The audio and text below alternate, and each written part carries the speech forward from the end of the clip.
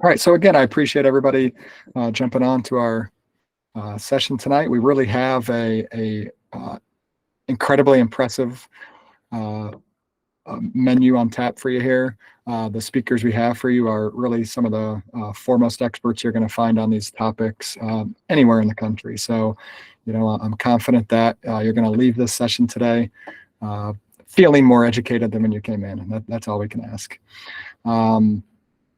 For those who don't know me, I am Aaron Standish. I am the Financial Literacy Program Planner for kindergarten through 12th grade for the School District of Palm Beach County.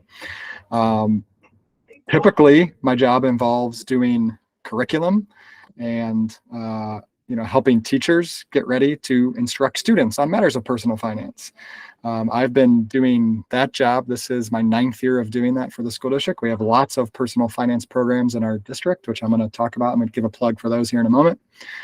However, I've also started to set up some sessions like this. As I travel around to schools and as I do PD sessions around the district, I talk a lot about money with teachers and with staff at schools, and inevitably I get a lot of questions from those teachers or staff members, and often those questions are not about curriculum, which is what I'm there to do.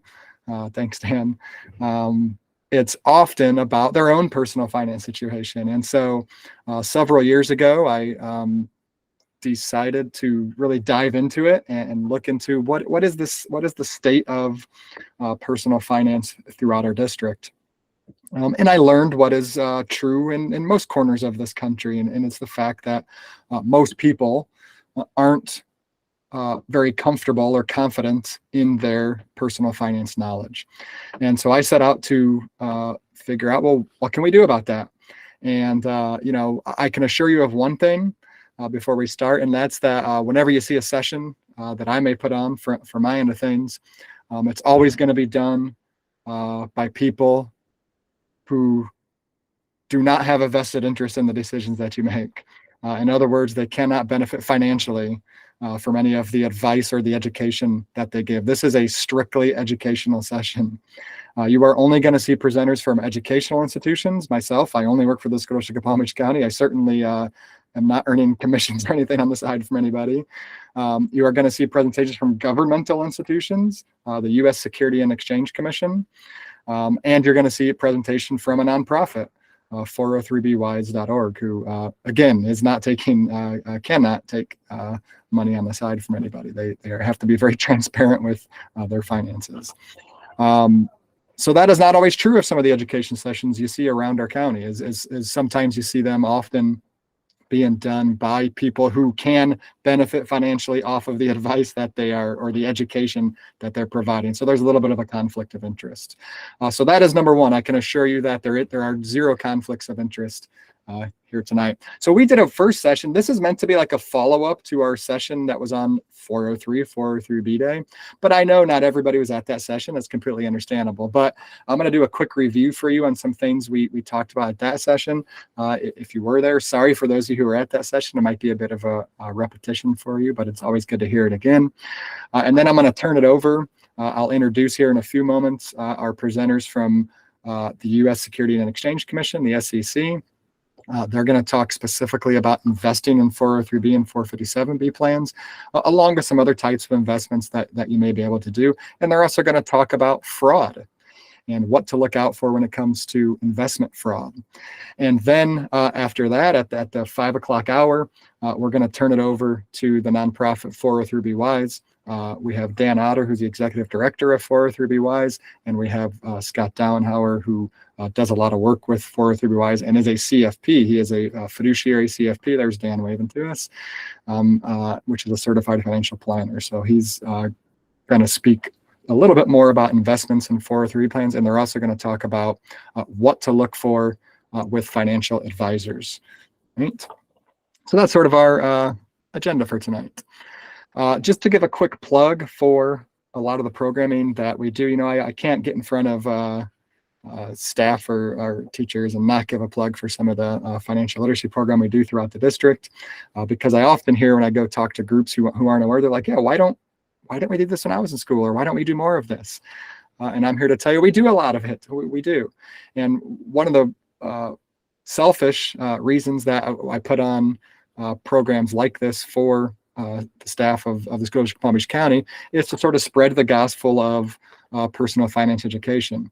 And the hope is that, you will feel a little bit more comfortable and confident about your own personal finances, which will in turn make you more comfortable and confident in your schools to maybe advocate for more personal finance education, to maybe teach personal finance courses.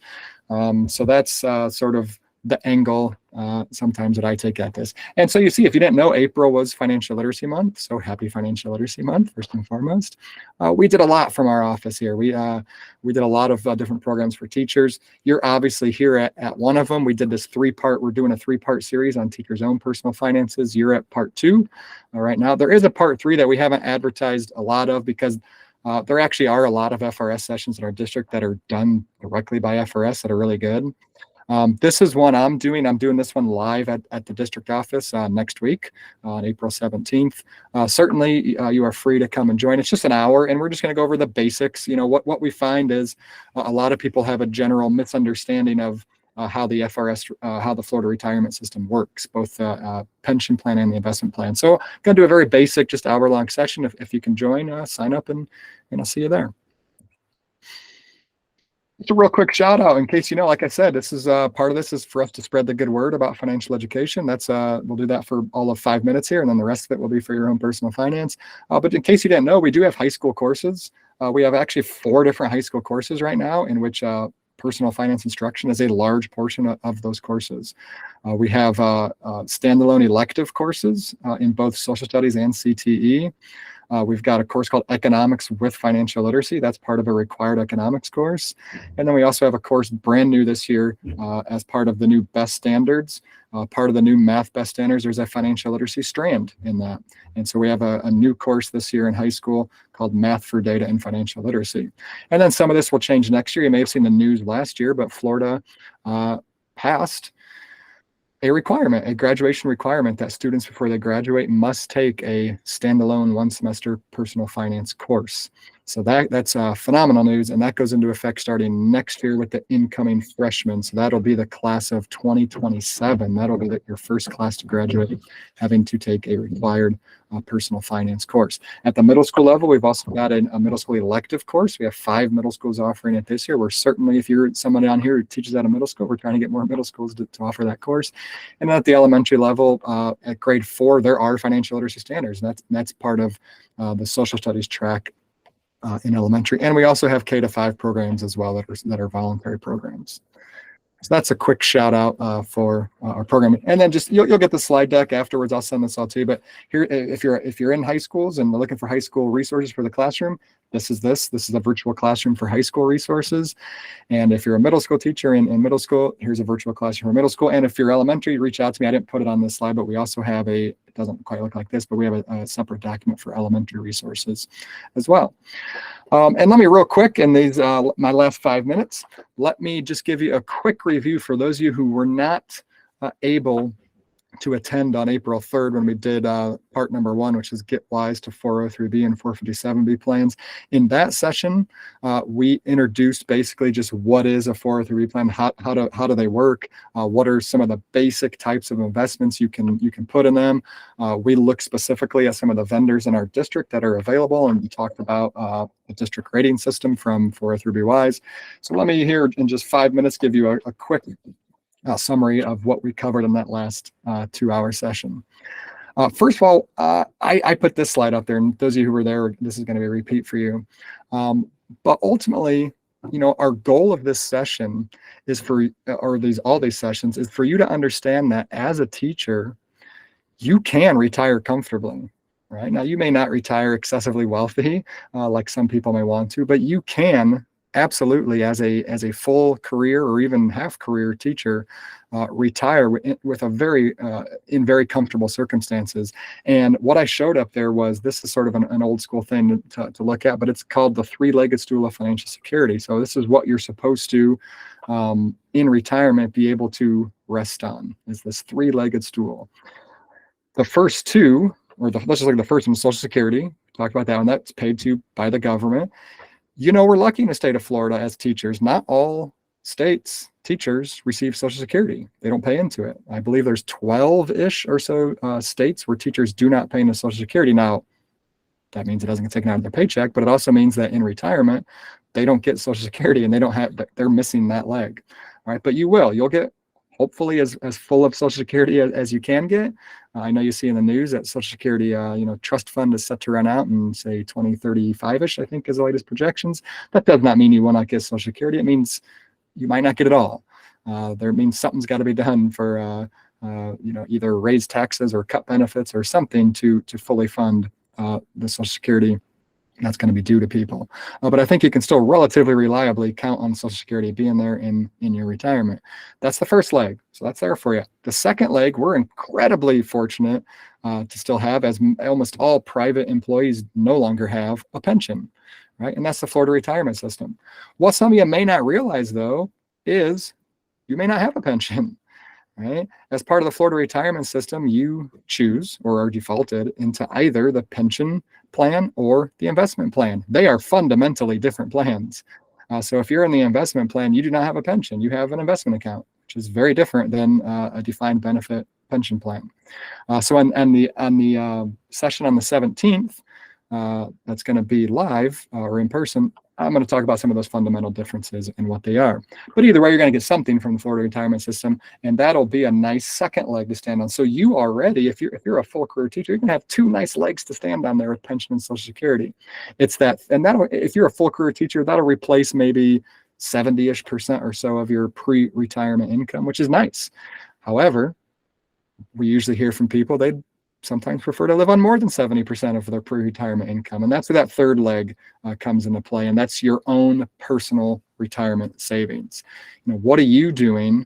Are you using what the government provides for you in terms of tax advantage retirement plans? Are you using that to maximize your own personal retirement savings? So it could be in the form of an IRA, either traditional or Roth. It could be in the form of a 403b or 457 through your employer as a K-12 teacher, either traditional or Roth, right? And that's the leg that we're here to talk about.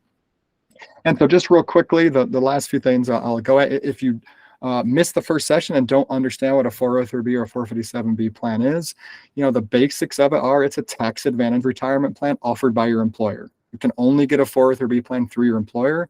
They're typically offered to K-12 school employees or some state and government institutions as well. And it's only funded through salary reduction agreements. So you can't put personal funds into it. It can only come directly out of your paycheck.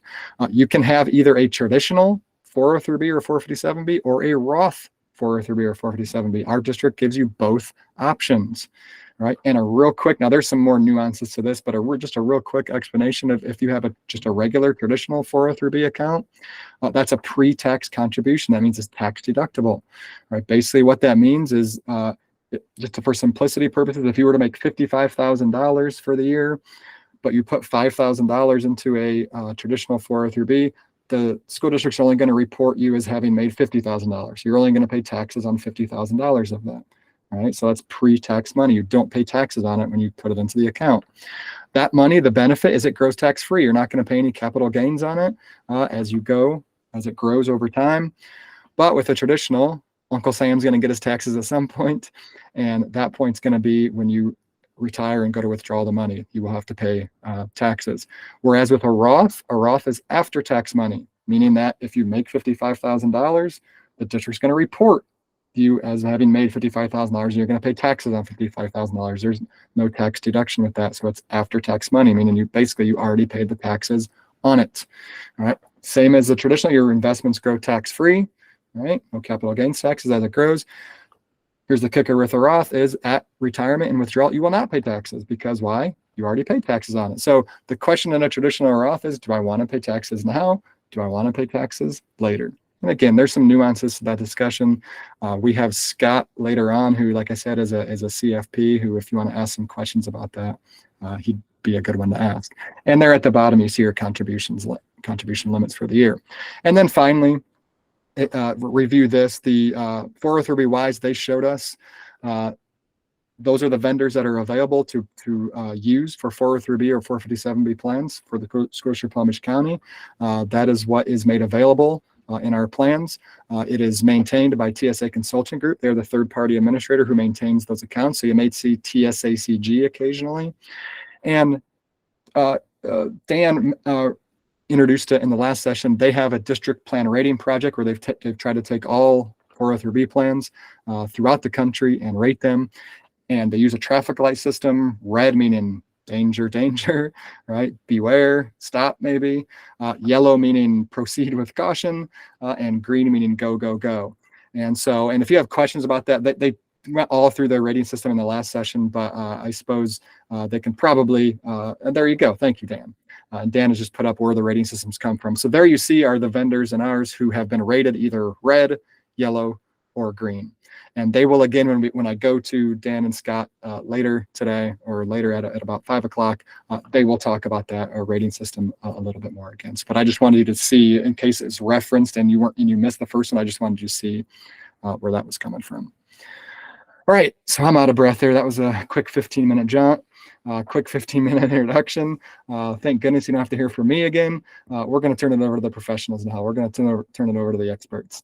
So our first set of presentations today is going to be from the U.S. Security and Exchange Commissions from the SEC. If you remember last presentation, if you're here, we have Jill Pearson from the San Francisco office joining us. Today we have Jim Richardson and Lisa Roberts from the Miami office of the SEC that are going to join us here in a moment. So Jim is a senior securities compliance examiner, and Lisa is the chief attorney advisor. These are two people that if you buy and sell securities, if you hear from them, it ain't a good thing. All right, but we're going to hear from them and we're going to get educated directly from them, which is a very good thing. So with that being said, Jim or Lisa, I'm going to turn it over to you. And as I turn it over to you, I will pull up your presentation here in a moment. Thank you. So as you're pulling up the presentation, we have to give a disclaimer before we start speaking that this information that we're providing is a service to investors. The presentation is not a statement of official SEC policy, a legal interpretation, or investment advice. That's the first slide. Aaron. Next. So I also want to put a plug in for April being Financial Literacy Month. We give presentations about financial literacy to teachers, but additionally, we give presentations to students. So Aaron, if any teachers ever request a speaker from the SEC, we give presentations to students throughout Florida. We've been doing a lot in Miami-Dade County and Broward County, but we would love to incorporate Palm Beach County as well. Our presentations are great and they're geared specifically to the high school students.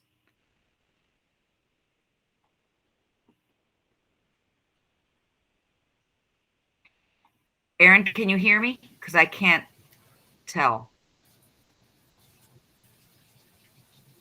Yeah. Yes, I can hear you. Just say next and you need me to change the slide. Great. Okay. So what we're going to cover today is investment products such as stocks, bonds, and mutual funds. We're going to talk about how you can choose a fund. We're going to talk about technology and investing. And lastly, we're going to talk about tips to avoid fraud. Next slide. Investment products. I'm going to turn it over to Jim now, who will talk about stocks and the different products that are available to you. Jim? All right. Thanks, Lisa. Thanks, Aaron. I'm sorry I'm not on camera, but a giant thunderstorm is rolling over Western Broward County again. So it's kind of messing with my connection. So Lisa, if I start breaking up or whatever, just take over. So I'm sure all of you are aware about stocks, equity. On the slide, the main benefits here, you get to vote on management issues. Some stocks pay dividends, which you can reinvest, which will purchase more shares of that stock. And it's a great way to build wealth. And just the stock price going up. Not all stocks pay dividends. So some stocks you buy and hope that it goes up significantly in price. The risks are prices go down. And if you own stock in a company that goes bankrupt, your stock is worth zero. So next slide. So there's different types or different categories of stocks. Growth stocks are generally we'll say technology stocks were the growth stocks now, and about 10 years ago. A lot of them don't pay dividends, which is a downside, which means the only way you make money is if it goes up and you sell it. Income stocks is another name for dividend stocks. These are companies that have a history of paying a stable and sometimes increasing dividend. Value stocks are stocks that seem to be trading in an area that is less than maybe their net worth or how analysts see it.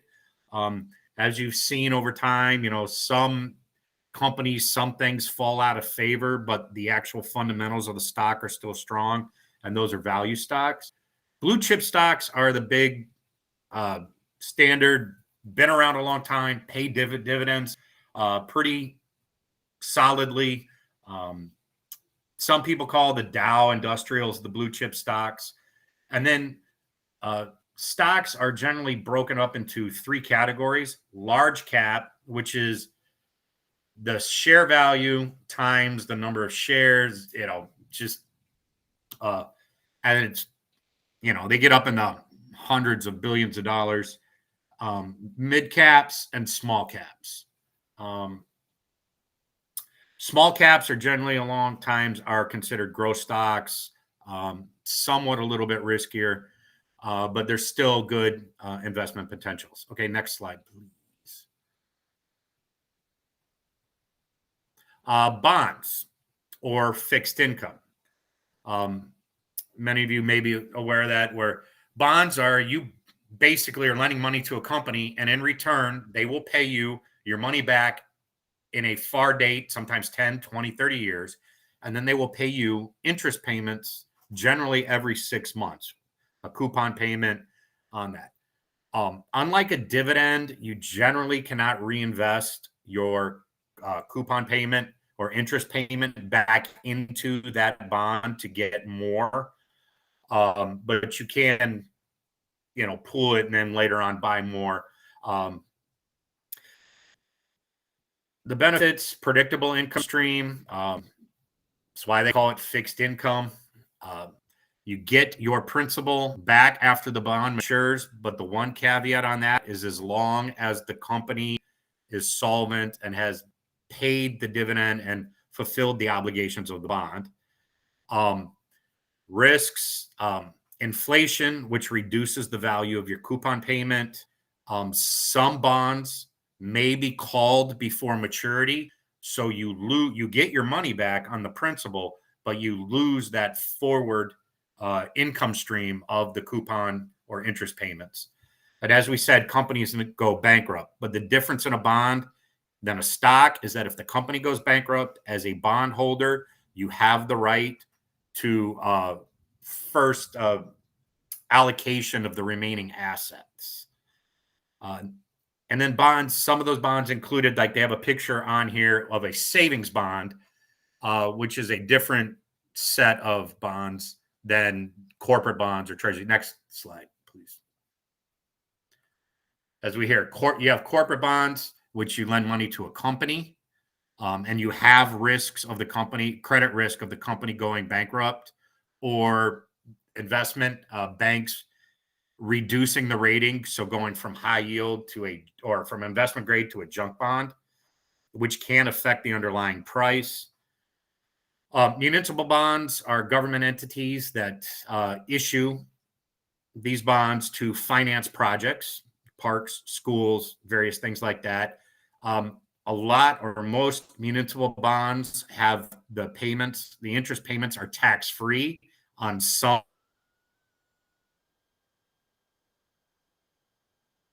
level, either state, some federal. And then you have U.S. Treasuries, which are considered the safest risk-free asset in the world. Backed by the federal government. They're issued by the Treasury Department. And they do various, you have T-bills, you have 1 year, 3 year, 5 year, 10 year, 30 year. There's Treasury inflation protected bonds called TIPS that are adjusted for the current inflation rate. And then they just started issuing what's called an I bond. And that's a savings bond that has an inflation premium added to it. That's different from the previous picture that had the double E regular savings bonds. I know when I spoke last year, somebody asked me a question about the difference between the TIPS and the I bonds. A Treasury inflation protected security, or a TIP bond, is auctioned. Out in an auction usually has a minimum investment level, and you can buy it and sell it. You can hold it for a week, you can hold it for a month, and you'll get whatever the market prevailing rate is. And if you happen to be when a coupon payment was made, you get that coupon. The I bonds are different. There is a holding period that you have to hold at least a year if you want any of the interest earned, because you buy it you're technically buying it less than full par price, or the regular price. And then it's, I believe, up to 3 years.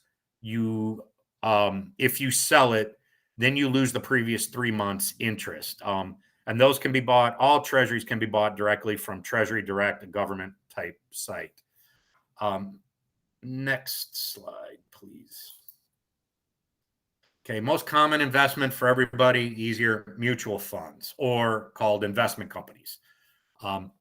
It's a pool of money invested in stocks run by a company, professional managers. They have a whole team that do all the investment decisions for you. When you buy a mutual fund, you get a proportionate ownership of the fund's portfolio and income that, when it's distributed, comes out to the proportion of shares that you own. As I said, the portfolio is managed by an investment advisor who is required to register with our agency, and they are responsible for deciding which investments to buy and sell for the fund.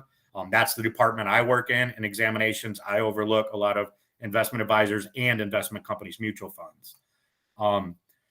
Unlike Amazon, Apple, which you buy and sell on an exchange, with a mutual fund, you buy the fund directly from them. They have portals where you can buy your initial shares and invest monthly. And that is actually an advantage. If you don't have a brokerage account, you can still invest in mutual funds. Next slide. There are actually more types of mutual funds than there are listed stocks. As you see on the slide, or if you can't see, money market funds are like savings funds. There's stock funds, bond funds. Balance funds do a ratio of stocks and bonds. And then there's target date funds, which are set up to your desired retirement date. And it shifts from aggressive growth strategy to more stable income producing as it gets closer to that date.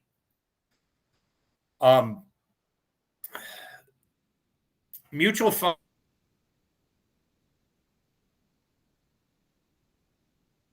If you buy and sell a mutual fund, the buyers and sellers get the same price at the end of the day. Unlike a stock, which you can buy early in the day, it goes down, and then the next person gets if they buy it later, gets a better price than you. Mutual funds, all transactions are done at the end of the day.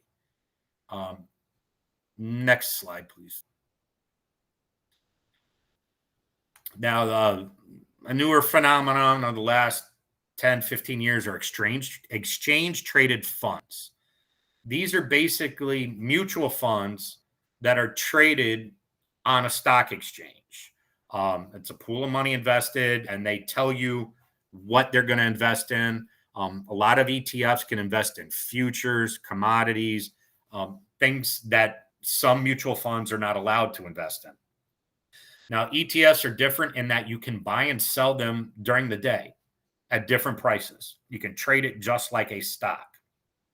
You have to have a brokerage account through a nationally registered broker and trade, because they trade on an exchange. So you have to have the brokerage account. They have lower expenses than traditional mutual funds. They can be more tax efficient. However, ETFs can have a little bit more volatility, which is the swings of prices up and down, than a mutual fund. All right. So then the next topic, Lisa is going to talk about how to choose a mutual fund. Next slide. So now that we know what a mutual fund is and what an ETF is, it's time to discuss how to choose a fund. Here are some of the questions you might consider in picking a mutual fund or an ETF. What am I saving for? Is it a car? If it is, you have a shorter investment horizon than if you're saving for retirement. Your investment choice would likely be different to match different goals. How does it compare to my risk tolerance? Everybody's got a different risk tolerance. Some might be willing to take more risk, and it depends on several factors, including your financial situation, your age, and your family obligations. You want your fund to match your goals and your risk tolerance. And fees, you always want to pay attention to the fees, and you'll soon see how important even a small fee can make over a large time period. You also want to look at performance. So next slide. So look for the answers. There's two main sources, a document called the prospectus and also the shareholders report. If you invest in these things, you'll receive them. Next slide, in the mail. And there's a lot of great information. For example, in the prospectus, it's a document that potential investor can use to evaluate a fund and decide whether it's something they would like to invest in. And at the SEC, we can't give you advice on what's a good investment or what's a bad investment. We can only provide information so that you can make informed investment decisions. And the way you make informed investment decisions is by looking at a prospectus and evaluating funds to see if they're right for you. This prospectus also contains all sorts of information about the fund, as you can see from the slide. Importantly, the prospectus will discuss each of these items in this specific order, and that makes it easier to compare different funds. How do you find the prospectus? You could go on the SEC website. Most funds provide their prospectuses on their websites and also have a toll-free number where you can request a copy. Look for the summary prospectus, which is usually all I ever read. It's a short 3 to 4 page document which contains the key information. Now let's walk through the key parts of a prospectus. Next slide, please. The investment objectives provide a high-level overview of the fund's goals, and you've got to make sure that those are in line with your goals. Funds that seek capital appreciation primarily invest in assets the fund expects to increase in value. Funds that seek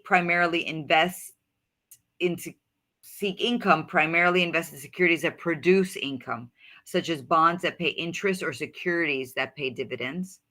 Funds that seek a combination of growth and income generally invest in equity securities that pay dividends or a mix of equity securities and the bonds. Capital appreciation is more aggressive strategy. Income is considered a more conservative strategy. Next slide. Hey, Lisa, I just want to jump in real quick on that. So Sure. As Lisa mentioned, the prospectus and the summary prospectus. The summary prospectus is generally 2 to 4 pages and easy read. The prospectus is a long, big legal document. I have to read them for work. They're boring. So the thing is, though, the prospectus has all the details in it. So when you see these class action suits that, hey, you did this investment, you're not following it, you defrauded people, or you didn't follow it, it's off of the prospectus.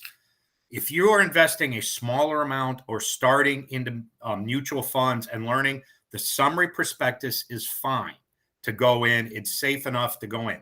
But if you start investing a significant amount, and significant amount can be for anybody. Some people it's 10,000. Some people it might be 100,000. When you start investing that amount of money, you really should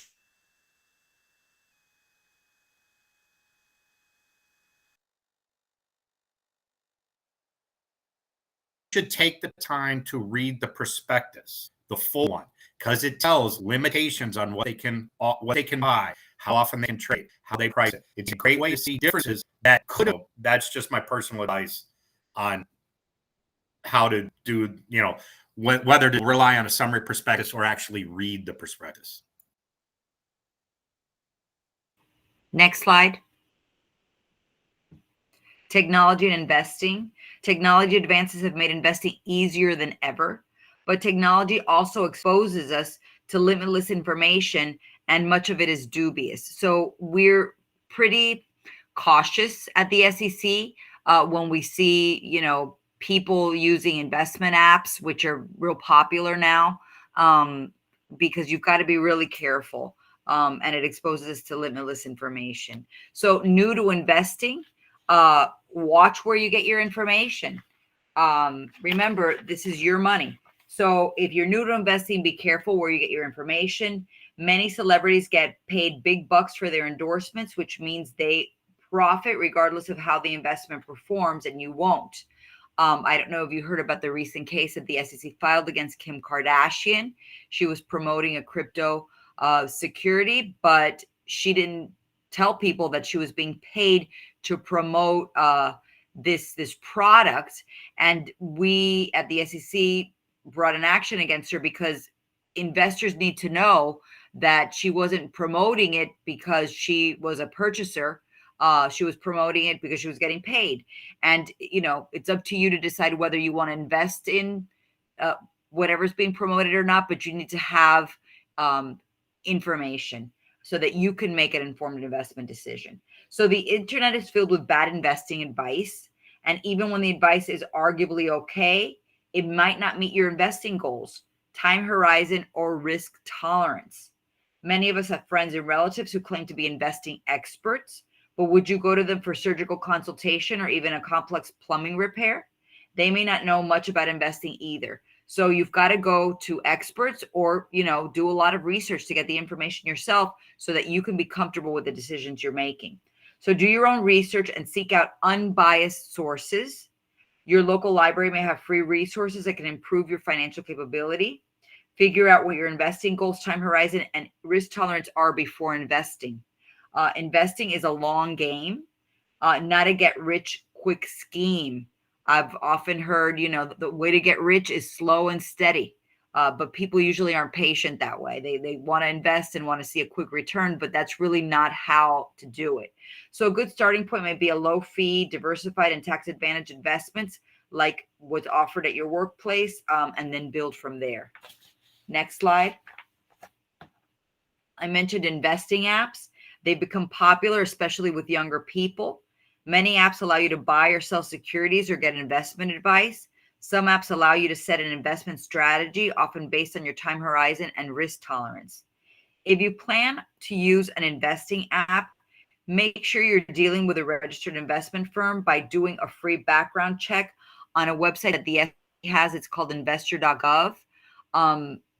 It's a great website with a wealth of information, and you can easily go on there, and right on the landing page, you can check to make sure that the investing app that you're investing through is a registered investment firm.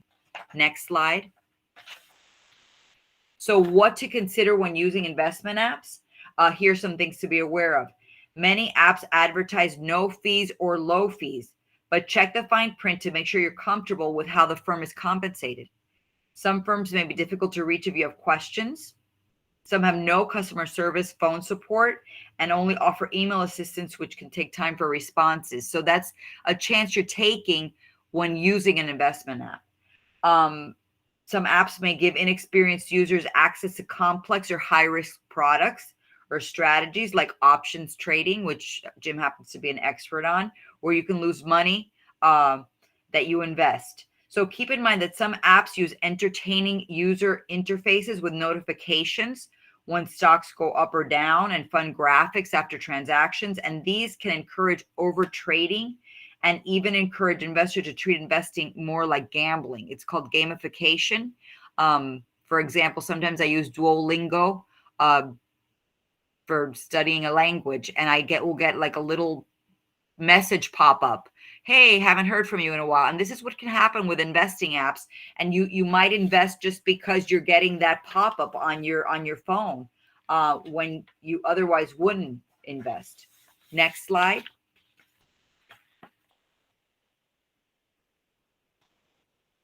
So I'm going to turn it over to Jim now to talk a little bit about crypto assets.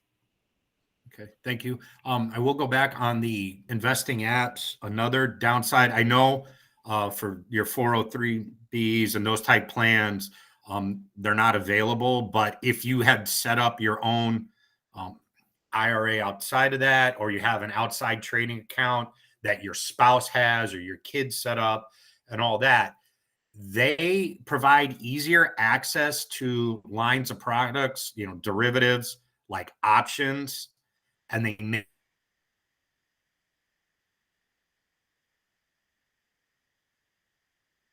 make it seem easy and to do it. Prior to the SEC, I spent 15 years on the trading floors on options, futures, broker trader. And let me tell you, options are extremely complex. You could be right on everything and still lose money. But these apps make it seem like, oh, it's just easy and do this. Just remember investing apps to take a step back and pause and make sure. Another thing with computerized investing, there's nobody to tell you you're typing in the wrong symbol, which was a big story during the beginning of the pandemic with Zoom, the meeting company. People were buying the stock symbol ZOOM, and that was not the meeting company. They thought it was, and nobody was there to tell them they had the wrong company. So remember with investing apps and computer stuff, to always pause and double check. You don't get, hey, if you want to buy 10 shares and you type in 100 or 1,000, you own it, and you have to sell the difference at a loss, or margin calls or payments or penalties. There's really nobody there to tell you doing something wrong. So always pause and double check on investing apps. Now, I know crypto assets are not available in almost any retirement plan or anything like that, but it is a big topic. One your students might ask about, they may be involved in, and family members might be involved in. Crypto assets, cryptocurrencies, Bitcoin, Ethereum are the big ones. The hot topic a few years ago are non-fungible tokens, NFTs. There are claims that they're alternatives to traditional currency. As you know, each currency is backed by a country's central bank. Crypto assets are a collectivism of people approving and disapproving and verifying. That's why you have such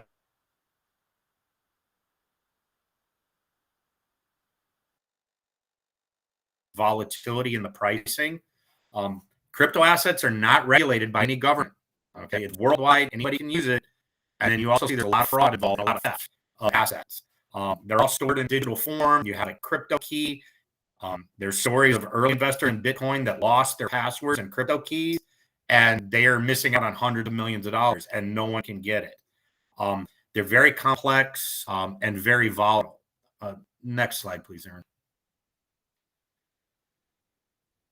And as we were saying, they're prone to market manipulation, especially the newer coins. Somebody comes out and said, hey, this is going to be the next Bitcoin. You see a lot of this on social media. This was something that Kim Kardashian got fined. By the way, we fined her $1.2 million for something she got paid $200,000 on. And that was a crypto that turned out to be fraudulent. And people are trying to hype these newer ones to do that. There's lack of transparency. There's no prospectus. There's no records. There's no financial documents on these actual digital assets. And the biggest one is just the hackers out there, they steal it. I think there was just one Sushi Swap, which is another one. They just had somebody hacked almost $4 million of tokens from wallets. So when your kids ask about it in class or something, just remind them that it's still the wild, wild west. We don't regulate it. The actual cryptocurrencies, nobody does. There's a good chance they're going to lose money on it. And, it seems like the hot topic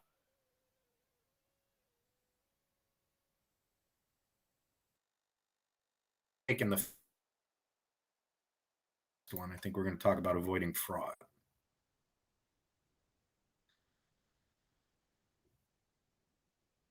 So tips to avoid fraud. Right. Go ahead, Lisa. Okay. We could both cover this section, but when you're investing, you need to take steps to avoid scam artists who will try to steal your money. Next slide. Nobody thinks that they're ever going to be a victim of fraud. We all feel like we're too smart, but these fraudsters are, good at what they do. And this is just great statistics that more than 8 in 10 are solicited for potentially fraudulent offers. $50 billion per year are lost to fraud. We bring enforcement cases at the SEC where we are, finding the fraudsters. And once it gets to the SEC, usually the money's gone. It's really hard for us to recover money for people. But financial fraud prevalence is real. So it's a good segue to the next slide, Aaron. That these are 5 red flags of investment fraud. If you are dealing with somebody who's offering you an investment opportunity, make sure that they're registered. So a red flag would be if they're unregistered and unlicensed sellers. Like I said, you could check on investor.gov. They promise high returns with little or no risk. There's really no investment that has no risk, but these fraudsters will, promise you the world. They pressure you to buy things quickly. For example, I've worked on cases where, the fraudster will be, the promoter will be on the phone with an individual and the person is hesitating on whether or not to make the purchase. And the guy, I'm just going to use a guy on the phone is saying, I got 10 people waiting to make this investment. You're so lucky that I'm talking to you. And then you're pressured. But you know what? Pass those up. Also, free meals. There's no such thing as a free meal. Nothing is really free. I give a lot of presentations at the Villages, which is, a little north, I guess it's north in the Ocala area. And somebody said something to me there that I thought was very funny. They said at the Villages, you will never go one day without eating because they offer free meal opportunities every day. And do you really think that those people that are offering the free meals are doing it just because they want you to have, a lobster tail? No, they want something in return. So there's nothing, legitimate about these free meals. So don't be tempted by free meals or giveaways. Make careful decisions when it comes to investing. And then red flags in the financial professional's background. Like I said, when you go on investor.gov, you will put in a name. I'm going to use Jordan Belfort, for example, who was the promoter in Wolf of Wall Street. And if you put in his name on investor.gov, it'll pop up, a big red that he was barred from selling securities. So there's other red flags. For example, if the investment professional has had 32 jobs, is that somebody who you want to deal with? We cannot tell you, what, that sounds like a bad idea. We just give you the information so that you can make an informed investment decision, but we're letting you know that it is a red flag that you should watch out for. Make sure that, a person doesn't have too many customer complaints, disciplinary actions, or criminal history. That is all available through investor.gov. Next slide. So these are some persuasion tactics that fraudsters use. They dangle the prospect of wealth, phantom riches. We've had, cases where, the fraudsters are driving super fancy cars and they make you want, they want you to believe that it was through this investment that they were able to afford these riches. But, they could be phantom riches. A lot of people rent cars. Source credibility, claiming to be with a reputable firm or to have special credential or expertise. I worked on a case where somebody had, on your title, you have, letters that follow your title. I'm a JD, Juris Doctor. I went to law school. Well, this person had the initials HSG. And when asked, what does that stand for? High school graduate. But people put initials like senior, specialist, blah, blah, blah. And as an investor, you need to say, what did you do to earn those credentials? It could be as easy as paying $50, or you did have education and you're required to have continuing legal education. So it's very important to understand the special credentials or expertise that people claim to have. So scarcity is another persuasion tactic of fraudsters. They make you feel like there is, you've got to invest in this because we've only got very little left and you're just so lucky that I'm calling you. But they create a false sense of urgency by claiming limited supply. Reciprocity, which is the free meal, offering to do a small favor for you in return for a big favor. A lot of people feel when they have this free meal that I should at least listen to the presentation. And you know what? If they get one person to invest, they've, accomplished what they were set out to accomplish. And then social consensus, leading you believe that other savvy investors have already invested. I worked on a case where we were able to recover some scripts that the brokers were using, and the script included language to the effect like, Warren Buffett has invested in this, don't you want to invest in what Warren Buffett has? And these are just persuasion tactics that they use. We all feel like we're too smart, but it's good to refresh our recollection on the persuasion tactics so that we don't become victims of fraud. Next slide, and I'll turn it over to Jim now. Thanks. The simplest way to avoid being a victim is ask questions. Fraudsters don't really like questions. They don't like direct, pointed questions.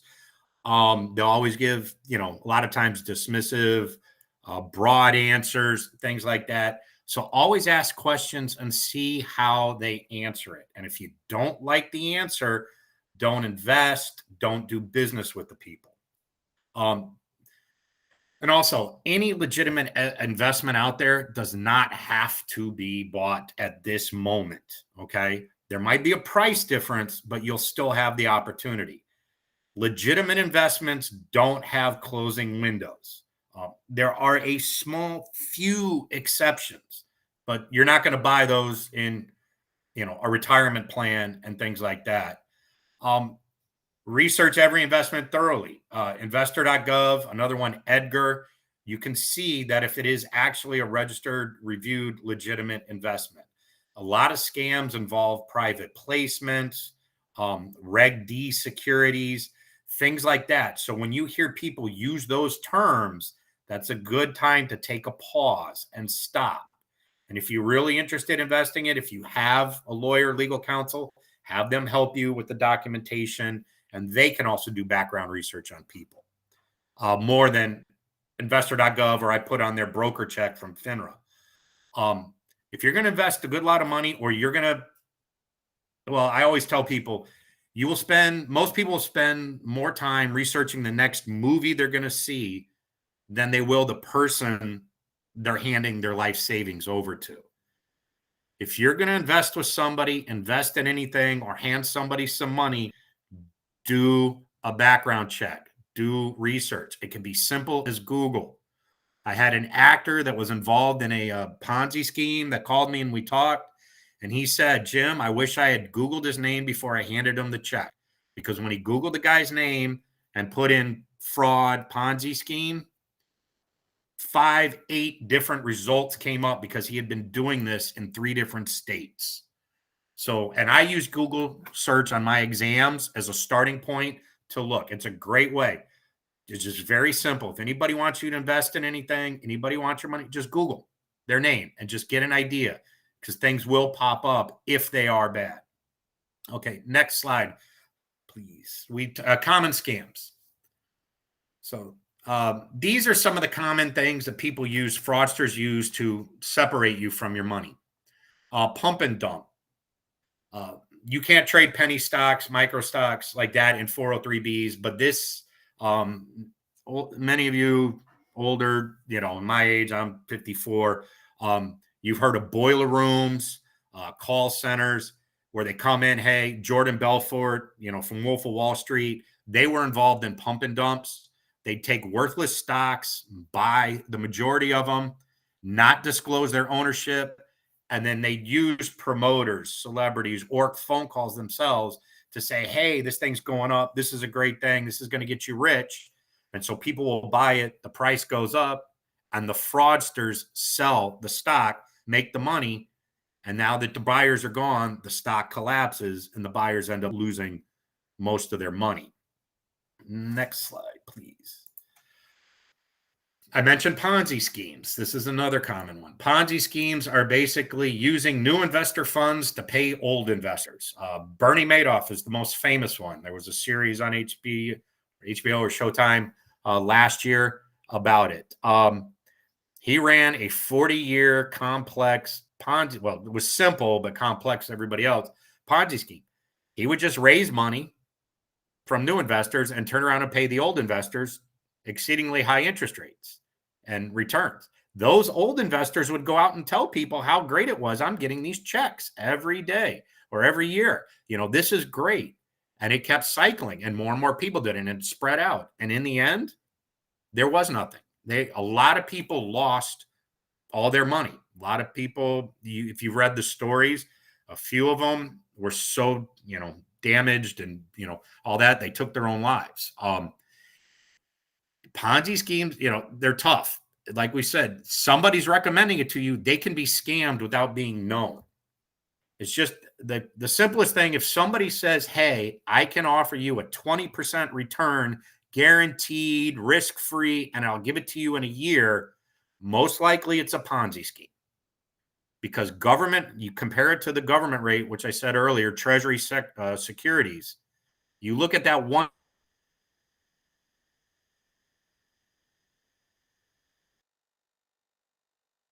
It hasn't been anywhere near 20%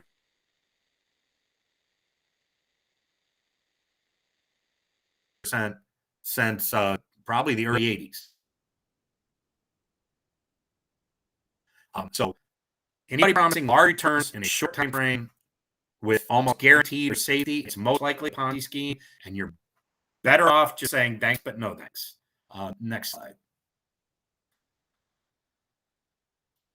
Pyramid schemes are similar to a Ponzi scheme. The difference is a pyramid scheme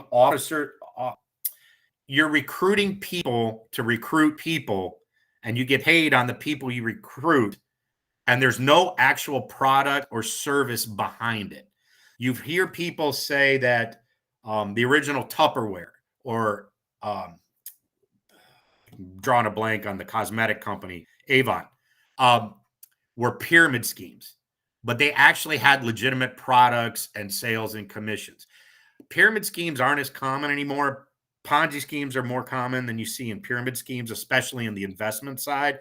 But just be aware if somebody's trying to get you to join, put in a little bit of money up front and go recruit people, and the only way you get paid is if they keep recruiting people, it's most likely a pyramid scheme. Next slide. Government impersonators, we all get the phone calls. Hey, I'm from the IRS, badge number such and such. You're going to be arrested. The magistrates. I work for the government. We don't call people to give you the bad news. You get it sent in a letter. So just basically remember, the government never calls to inform you you're behind, you owe this, you're going to be arrested. You hear that, hang up. It's just not legitimate. And if for some reason they're calling and it's legitimate, they'll call back, they'll email, they'll do something. But it's never on the phone call that you're about to get arrested or you got to get money. And I even get these calls on my SEC cell phone. So everybody gets them and just hang up. Next slide, please. Affinity fraud is where people target members of a community like teachers, military, athletes, religious. And a lot of times these people are members of the community or pretend to be members of the community. And what they do is they use that familiarity of, oh, hey, you're a teacher, you did this. Oh, you teach this grade. Yeah, whatever. They get it to lower your guard and get that friendship and whatever so that you invest in these products or these scam products. It's another thing. Just because somebody's teaching with you in your school or the next district or your neighbor, research them. It doesn't matter. Okay. They want money from you or want you to invest. Research them from the different websites we told you or even Google. That's the biggest thing with affinity fraud. And you see that. Oh, you're a member of my community. You remember this. I'm trustworthy. They're not necessarily. So always do research. Next slide. We'll go real quick. Those, as I said, seniors, ethnic communities, military personnel, athletes, teachers, groups like that.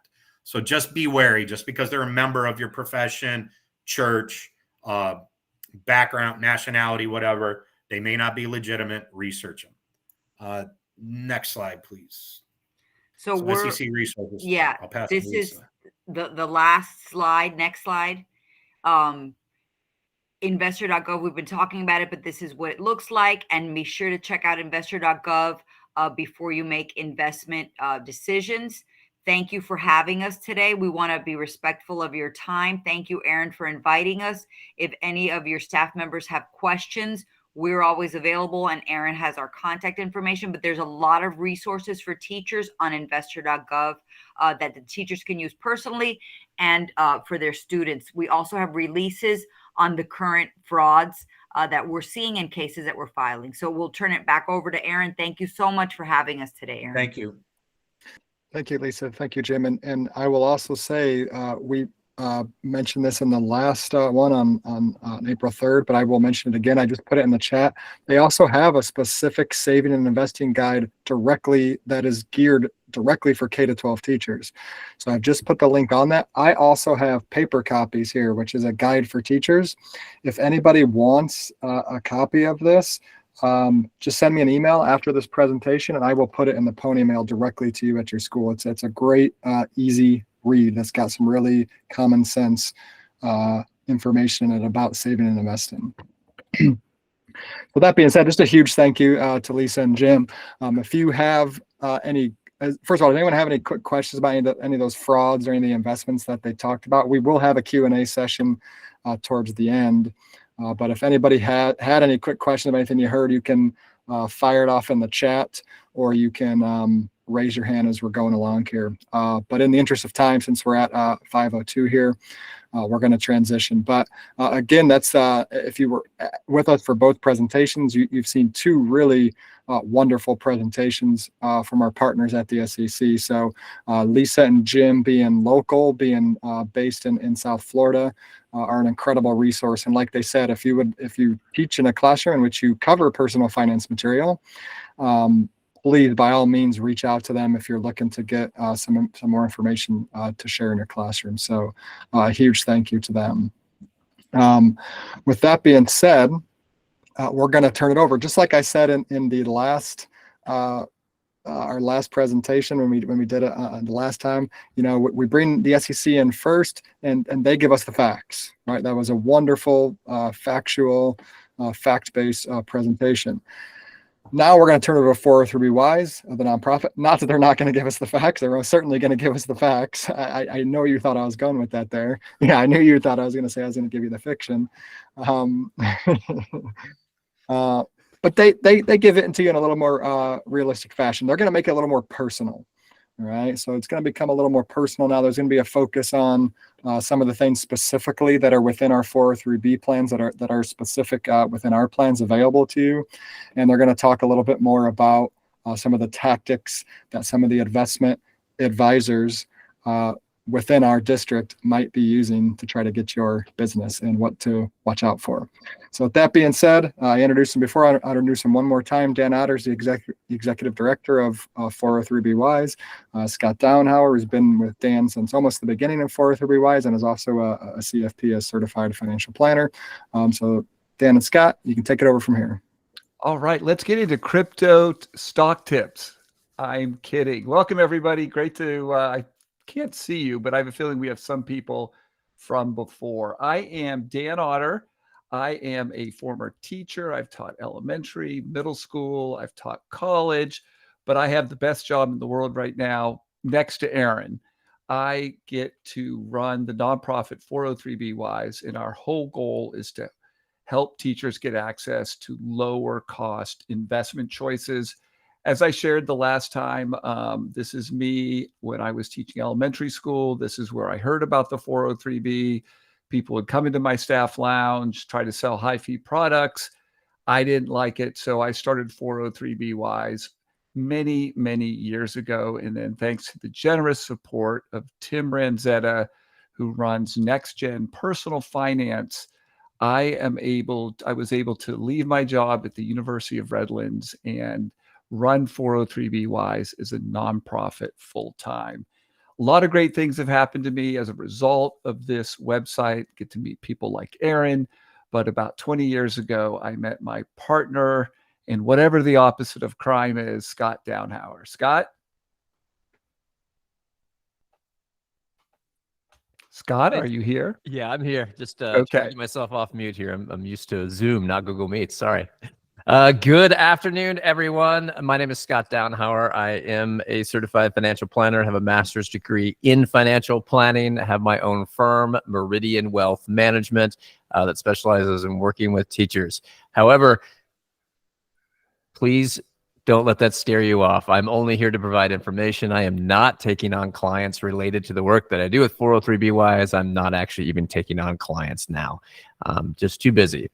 I am married to a teacher. My wife has been teaching for almost, I think this is her 25th year. She's a middle school science teacher. I don't know how she does it. You guys have a tough job. And I am also a fiduciary advisor, but I'll give you a real quick intro as to how I got into this. Kind of similar to Dan, except with my wife. Someone walked into her room about 20 some years ago, said they were from the school district, said they were sent by we live in California, the California State Teachers Retirement System, and they were there to talk about the retirement plan. Well, to make a long story short, they were not there to talk about the retirement plan. They were there to sell us high cost, low quality financial products. And I thought it was so weird that people were just allowed to walk onto our campus or to my wife's campus. And so I jumped onto the internet and started researching 403Bs and TSAs is what they called them back then. And I found this website called, at the time, 403bwise.com. Now it's .org. Turned out Dan Otter lived up the freeway from me. We got together that summer, wrote a book together, and we have been doing this work ever since, a little over 20 years. So happy to be here. Hopefully this will be educational and fun. Thanks, Scott. All right, our disclaimer. And weirdly, the copy is not coming up for the disclaimer. So let me read it. Nothing presented or discussed is to be construed as investment or tax advice. This can be secured from a vetted, certified financial planner. We will share a link to a resource where you can find a fiduciary advisor, the right kind of advisor. And this is something Scott's going to be talking about. The people that troll your classrooms, your staff lounges, these are not financial advisors. These are salespeople looking to sell product that yield commission. And we will get a little bit more into that in a few moments. Okay, there's my disclaimer, but you've already heard it. So here is our agenda. Very quick review about what I talked about last time. And then we're going to sort of fill in some spaces where Jim and Lisa kind of pick up where Jim and Lisa left off. Just a couple other things. They had such a really good, all-encompassing presentation. We are going to look at advisor or advisor. What is the difference? Because many of these people make it sound like they are true financial advisors. And then, of course, we will take your questions. I think Jim and Lisa mentioned if anyone doesn't want to answer your questions, you know they're suspects. So we are here for your questions. All right. This is very odd what's happening. Let's see. There we go. I think I know what's happening now. All right. So in chat, what is a financial concept that is confusing? Go ahead and put that in there. And then Aaron, if you don't mind maybe holding those to the end, I always like to know, what do people struggle with? What are things that are complex? So if there's something that's a financial concept, it could be beyond the 403b, something that is confusing to you, go ahead and put that in chat. I'll use my teacher wait time and give you a couple moments. If you want to do that, you can also add that as I'm speaking. So 1, 2, 3. Hey, Aaron, I think everybody knows everything. I think we're good. Just kidding. All right. So quick review. Last time I was here, I presented this scenario, which we know actually is happening all over the country. So in your district's case, a couple new teachers contribute 10% of their salary. They invest in the same type of investment. They both earn the same return, 7%. They both contribute until they're 60. And look at the difference in the savings balances.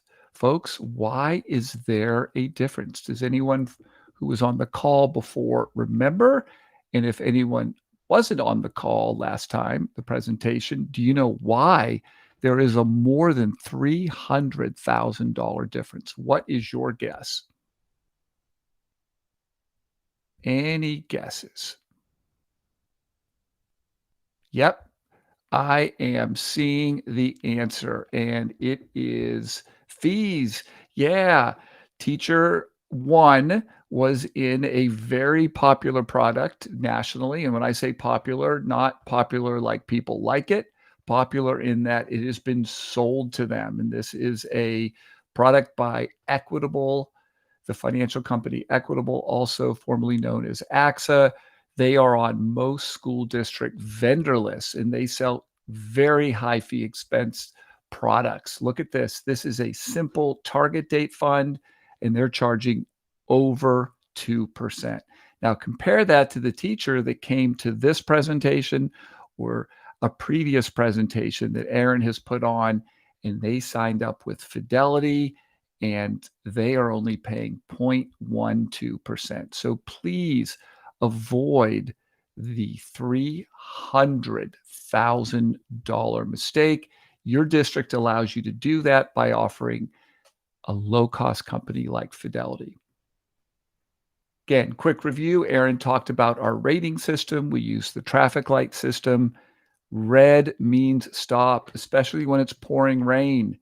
And unfortunately, your district makes available a lot of the companies that we think you should not use, that you should stop when you see them. Aaron, did you want to say anything about a couple of the companies on the list? You were mentioning something to us in a text or an email thread today. Did you want to point that out? Yeah, I just want to point out that, yeah, I mean, just before you enter into any agreements with any of these vendors, look into the backgrounds first. Just because you got an email from them, just because you've seen a presentation from them, does not necessarily mean, it's certainly not what Jim was talking about. They're not fraudsters. But what they may do is have sort of substandard products that are really high fee and maybe not the best for most teachers in their financial portfolios. So even though, like I said, it may be coming from who you think may be a trusted source, just make sure you do your due diligence.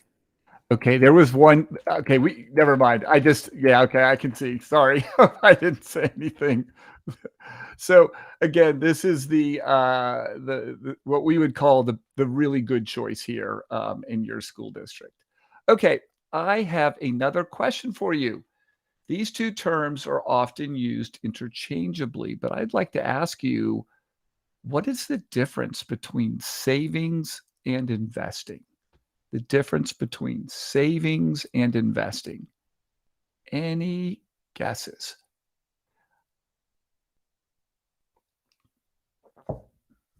I think Lynn was risk an answer. Was that an answer to that question? Yes. Okay, thank you for that. I appreciate that participation. Anyone else? Difference between savings and investing. Okay, I think she just nailed it. Fantastic. Yeah, these are two very different purposes. Savings is money that you need tomorrow. Your car breaks down. You get a surprise bill. You need to be able to easily access $500. You might have heard about the idea of keeping an emergency fund. So I always explain this as you generally want two buckets of money. Hopefully they're big buckets. In one bucket, this is money that is in a bank account, checking account, savings account, FDIC, so it's federally insured account, super safe account that you can easily access.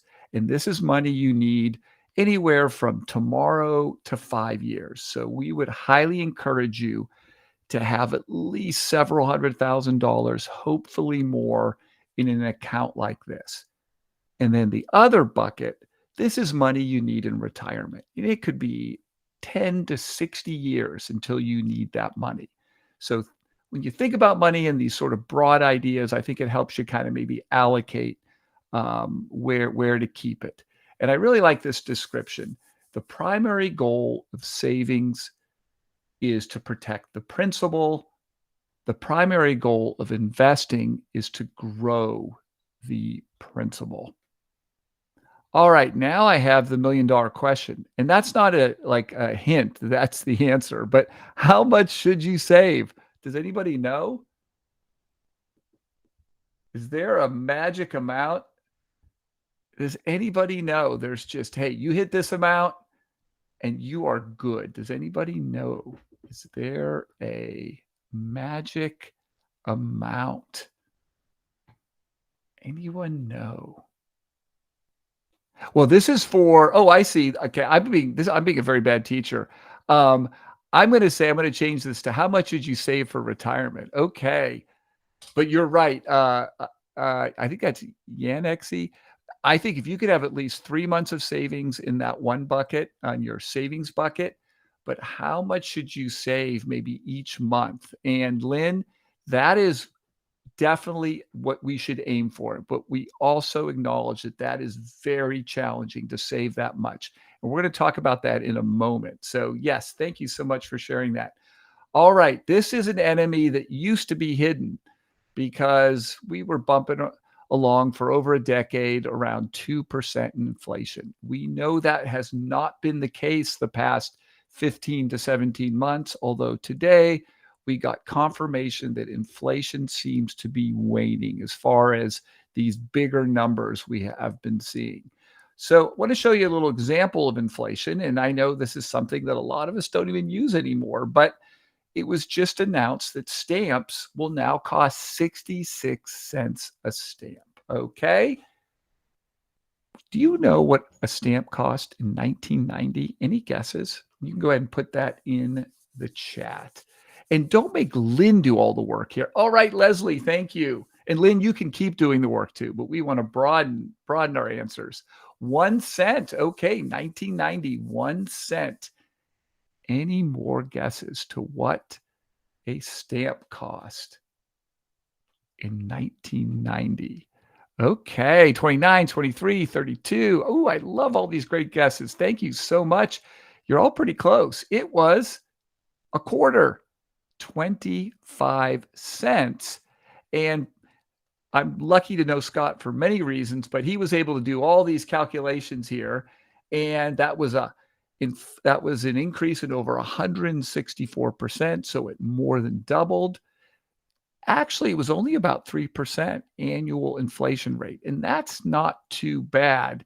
And then Scott also calculated what the inflation rate was between 1990 and 2023, and it tracks very close to the number for stamps. But the big takeaway is things are going to, so you retire tomorrow, things are going to be more expensive a year from tomorrow, 2 years, 5 years, 15 years.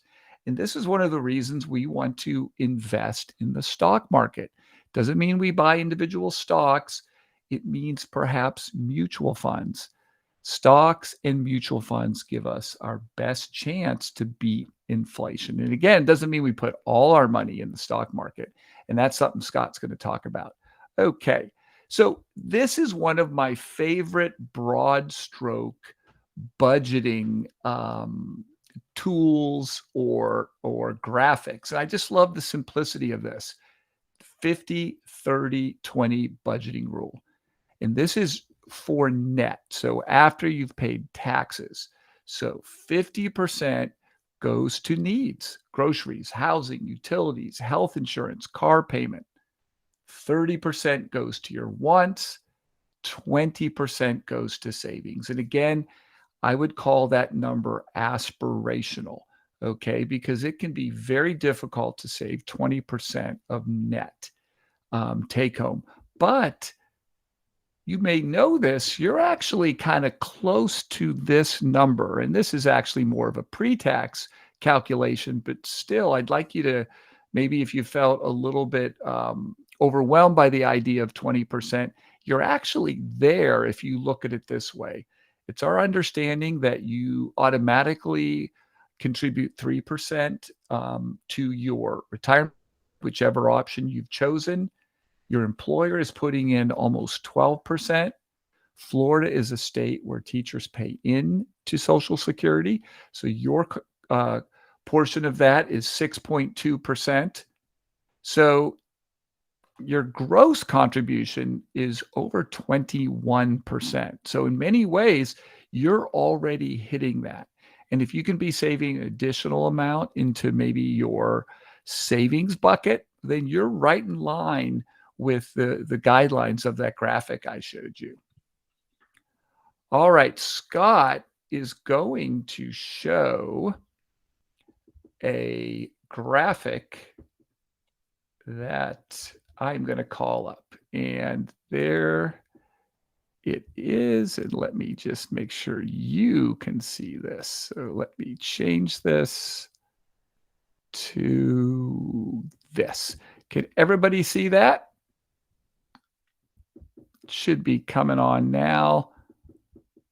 Okay, so hopefully it's big enough for you. All right, Scott, over to you. Thanks, Dan. So I was a little late to the SEC's presentation because I was picking my daughter up from school. Of course, they had an early out today on the day that we had this meeting. But so I don't know if you already went over this, but if you did, well, if you had, we'd be doing a little quiz here. So who can tell me what is the S&P 500? If you want to put it in the chat, when you hear the term S&P 500, Standard & Poor's, I see, all right, 500, what does that mean? Any guesses or any answers? Go ahead and put it in the chat. We'll give you a moment. And Lynn is doing the hard work here. S&P 500 stocks, yes. So the S&P 500 is a proxy, or what we call an index, for companies, large companies that trade on public exchanges in the United States. So companies that have sold at least a portion of their company to the public as a stock. And I know you went over stocks earlier with the SEC. So companies that you're probably familiar with might be, I don't know, let's say Johnson & Johnson or Google, Exxon Mobil, General Electric. These are all companies that you can buy and sell in an IRA or in a taxable account. And the S&P 500 is a collection of these companies. And we call it an index because it represents essentially not exactly the 500 largest companies in the United States, but it represents among the 500 most valuable companies by market capitalization, by how much they're worth. And we always like to show this visualization here. So let me ask a few more questions about it. What we have here is a visualization of the S&P 500. So all the stocks that trade in the S&P 500 are visualized here. But can anybody tell me what these letters that we see here mean? We've got one pretty big here that says AAPL. Got another one that's much smaller that says, I can't even read it. Let's go with CVX. Oh, that might not be a good one. Stock names like Microsoft or MSFT. Laura has got it. So MSFT is what we call the ticker symbol for the company Microsoft. It's basically, you know how teachers and the education profession has an unlimited stock of acronyms, or, you know, that they use. Well, I think they might have taken it from the stock market. And so we have symbols that represent the names of large publicly traded stock companies. Let's see if I can spit that out. So Microsoft, for example, is MSFT. And so when you look at MSFT there, the bigger the box, anybody want to speculate on why the box for MSFT might be significantly larger than the box for the company right next to it, ORCL, which happens to be Oracle? Leslie says the more it costs. Very, very close. Very close. Capsize. Something you don't want to do when you're in the ocean. So it stands for market capitalization. Basically, the more valuable the company is, the bigger its portion of the index. So Microsoft is a very large company. Apple is a very large company. Google's a very large company. You'll see Google there is Googl. Meta, these are very large companies. And so the larger they are, the bigger their representation in this index. The smaller they are, the smaller the representation. So if you look all the way over to the right, you'll see a little kind of a, I don't know if this is maroon or not. You see XOM. That is ExxonMobil. It used to be a much larger portion. If we went back 20 years, maybe 25 years, that would have probably been as big as Microsoft. But right now, these big tech companies represent our biggest companies. And so they represent a bigger portion of what we technically, when you hear people say the stock market, this is essentially what they mean, the S&P 500. I would encourage you to play with this, but I want to add one more thing. And I'll ask this last one. What do you think these colors mean? I think this is probably going to be an easy one. You got some red colors, some maroon colors, some colors in between, some that are really red, some that are really green. Anybody want to speculate as to what those colors might mean?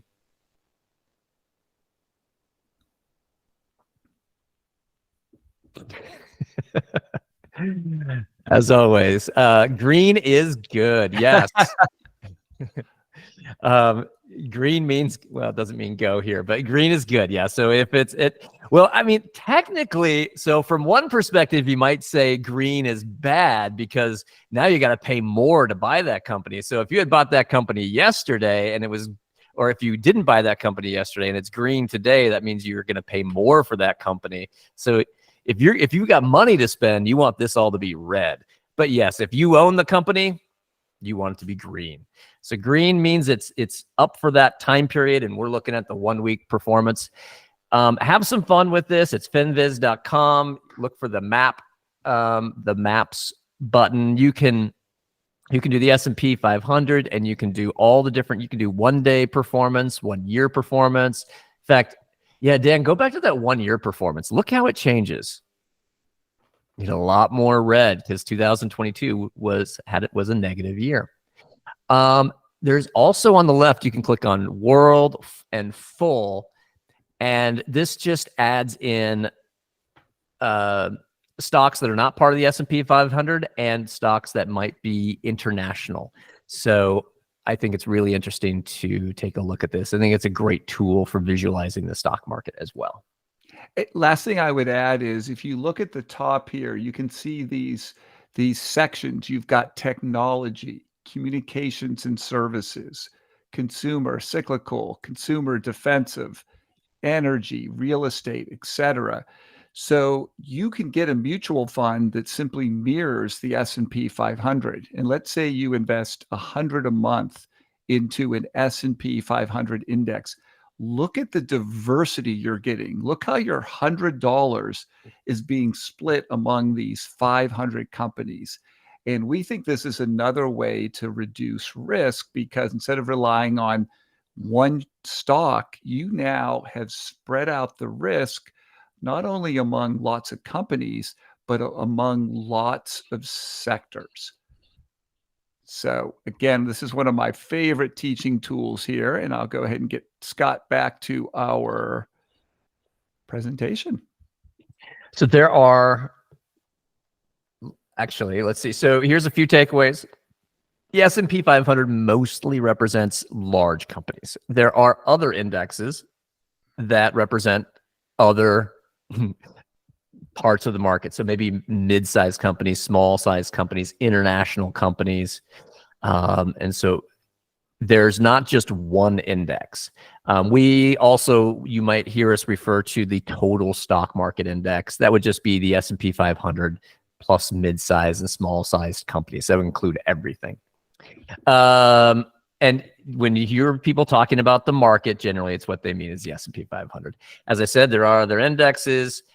international, small. We don't need to spend a lot of time on that right now. Just know that indexes are, when you hear people talking about the market, they're generally talking about how a particular index did for that day or that time period. One kind of popular one's been around since 1882 is called the Dow Jones Industrial Average. And the ironic thing about this is the earlier answer, Leslie's answer, she had said the more it costs. That's what the box, the bigger the box, the more it costs. That actually is true as it applies to how the Dow Jones Industrial Average is put together. It tracks 30 of the most, well, what Dow Jones thinks are the most important U.S. companies. It was created in 1896, and it has a slightly different way of building its index. But sometimes you will hear the Dow Jones. How did the Dow do today? That's what you'll hear. And the Dow today was up, yada, yada, yada. That's what they mean, stocks. All right, so let's move on to mutual funds. You can't invest in individual stocks in your 403b, which is probably a good thing. But you can invest in what are called mutual funds. And mutual funds can hold a variety of different investment options, among them stocks. So all a mutual fund is a place where a whole bunch of people get together, pool their assets, and hire a manager to manage them. It's kind of like the Costco of investments. Everybody goes to one place, and so they can buy in bulk, and hopefully you get a better deal. But really, what it does, it allows you to get access to all of those stocks that we just talked about potentially, without having to buy a single share of each one of those stocks. Which, let's say you have $100. If you have $100, there's no way you can buy a single share of every single one of the companies in, say, the S&P 500. You could not do it.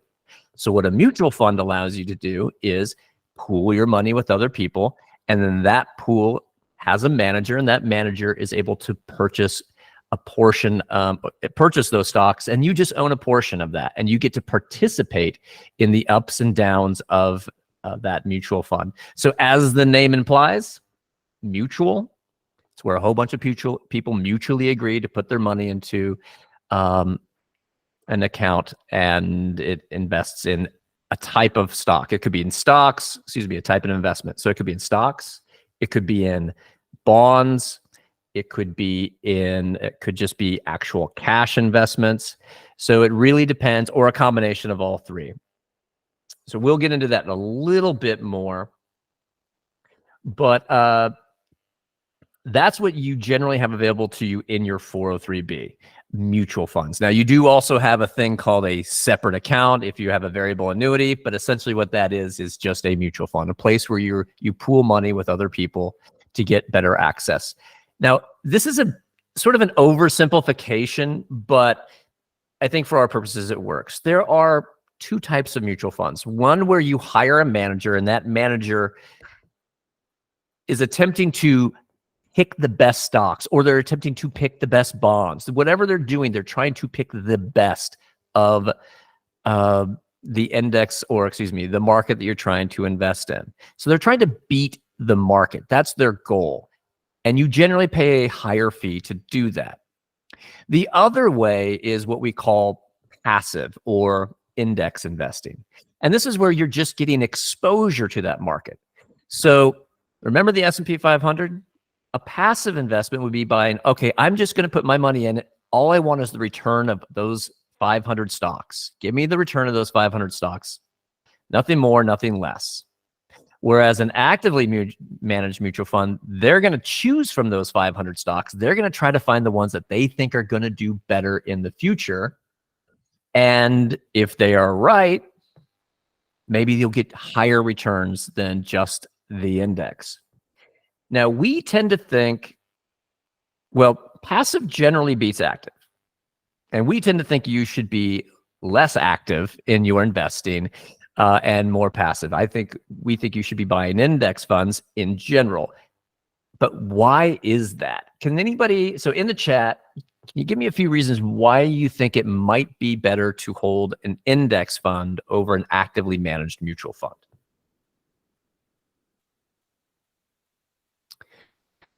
It's hard to stock pick, and on average, the index usually does better. That is, I could not have said it better myself. That is absolutely right, Laura. And just to back that up with some numbers, the S&P publishes a thing called the S&P scorecard.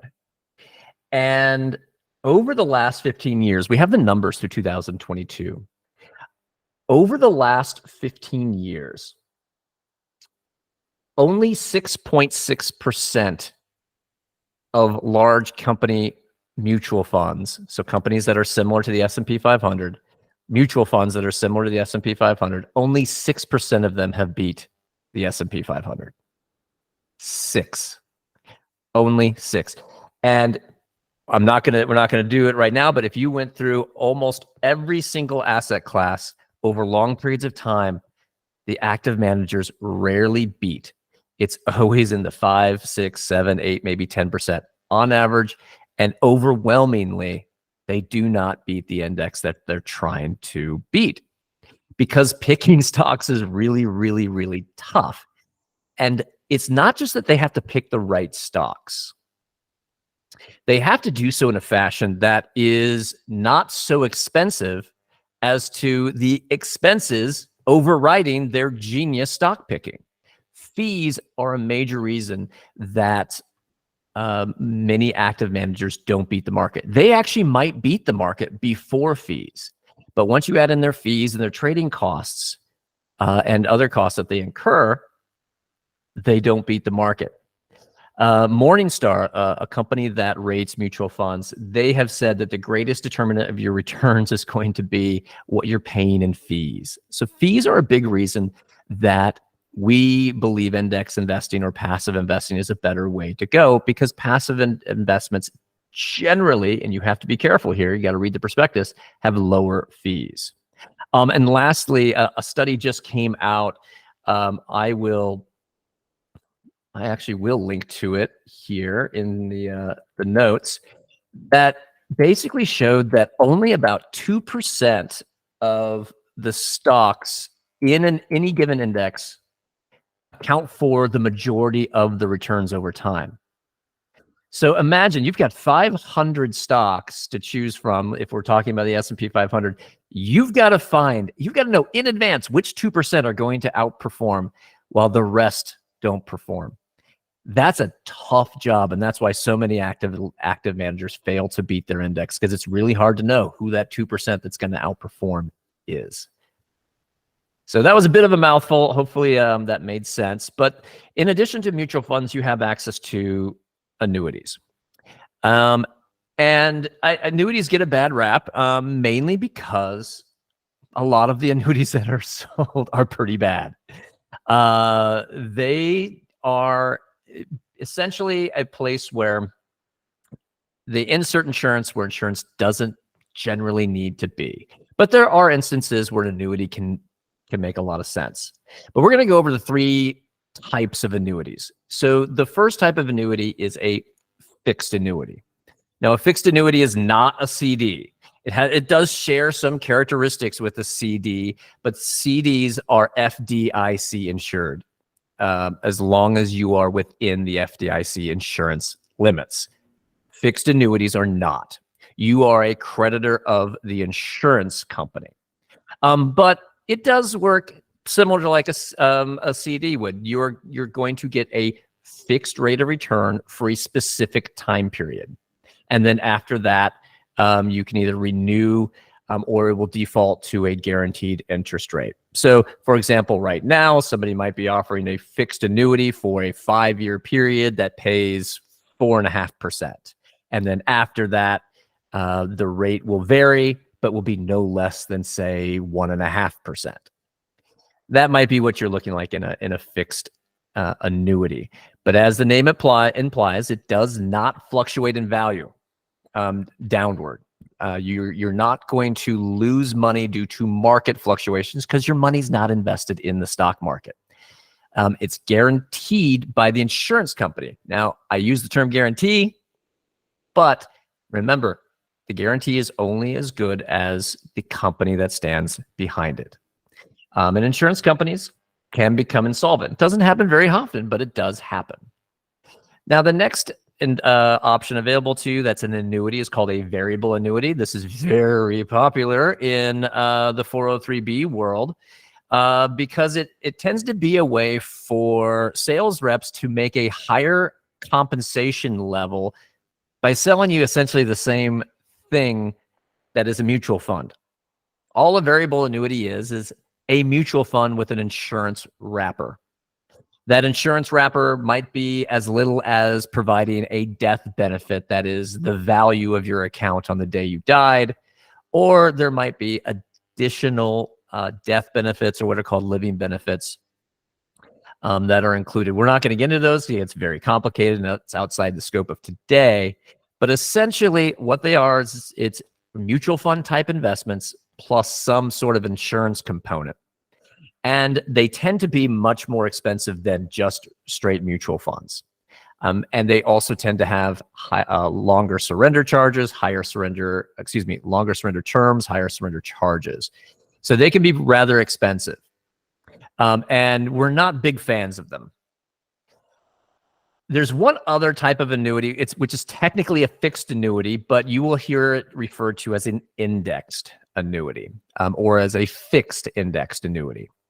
This is what I consider one of the more toxic products in the 403b world. If someone is pitching this to you, I think you have good reason to ask them to leave. Congratulations, you found someone you shouldn't work with. This is not to say that all fixed indexed annuities are bad, but I believe the overall majority that are being pitched to consumers are not appropriate, at least in most situations. And again, that's my personal opinion, but I've been dealing with these products for over 20 years. The reason that, I'm not going to say advisors, but the reason that sales reps like to sell fixed indexed annuities is because this is the highest commission they can get from financial products, other than selling an actual life insurance product, which has really high commissions. These fixed indexed annuities pay very high commissions, and that's generally why they like to sell them. The other reason they like to sell them is they have an amazing story. How many people here would love to get the returns of the stock market without the downside? Sign me up. I would take that. Now, there's been quite a crackdown on how these products are sold, but you're still often getting some version of what I just said when they're talking about how fixed indexed annuities perform. Your money is not invested in the stock market, even though it has the term indexed in it. It's not invested in the stock market at all. And so your returns will not be like the stock market. No matter what the sales rep says, returns over the long run will not be like the stock market because you're not invested in the stock market. In an indexed annuity, you can't lose money unless you take a distribution or exchange the money out in the short term, but your returns are going to be capped. And this is a very complicated product. We're not going to spend any more time on it today. But Jonathan Clements, who runs Humble Dollar blog, which is a fantastic blog. He used to write for the Wall Street Journal and is an amazing personal finance journalist. He, in a tweet a few years ago, tomorrow it will be 4 years ago. It was April 14th. That's kind of funny. He said he had the following to say: estimated annuity sales of equity indexed annuities. They're also called equity indexed annuity. If salesmen weren't paid huge commissions, 0. Now, I don't know if I completely agree with that, but I do think he's on to something. Now, finally, if you've seen this guy walking around, tell me, I hope I don't offend anybody. I hope there's no used car salesman in the audience at the moment, but they kind of have a bad reputation, even though I know some excellent used car salespeople. But does this guy, who does he kind of remind you of? Well, he is an indexed annuity sales guy. That's what he says. There is an amazing article. Dan just posted a link to it about this guy in Philadelphia who offers people, I think this is what the SEC was talking about when they were offering free meals. They'll offer them, lure people in, and sell them on these magical products. the returns of the stock market without any of the downside. Who wouldn't want that? Well, at the end of the day, there is no free lunch. You do not get the returns of the market unless you take the risks of the market. And we'll get back to the returns of the market here and what risks you should take in just a little bit. But I'm going to hand it back over to Dan. Yep, you're on mute, Dan. Just real quick, I want to just kind of just show an example of the impact of time on returns. And Scott did a great job of talking about what is the market. So in these examples, we are basically talking about the S&P 500. So my question for you is, what do you think the odds are, a percentage out of 100, on making money in the stock market on a one-day period? So tomorrow you invest in the stock market. Let's say you buy an S&P 500 index fund. What is the chance that that will go up? What percentage tomorrow? What are your chances? I'll let you think it, okay? If you want to put it down, you can. 1, 2, 3. You would have a 50-50 chance tomorrow. It's kind of like when you go to Vegas and you gamble with the roulette wheel, red or black, 50-50 chance. Okay, what about over 1 year periods? What are your odds? So instead of being 1 day, we're now 365 days. So you're in a S&P 500 index fund for a year. What are your chances of it gaining in value? 68%. Okay, another question. What about 10-year periods of time? What are your chances? And again, you can do it in your mind. You can do it in the chat. I'll give you a moment here. 88%. So I think you see a trend here. What about 20-year periods? What are your chances of making money in the U.S. markets over a 20-year period? 100% so far. So again, when we're talking about the 403b or the 457b, we are talking about long periods of time.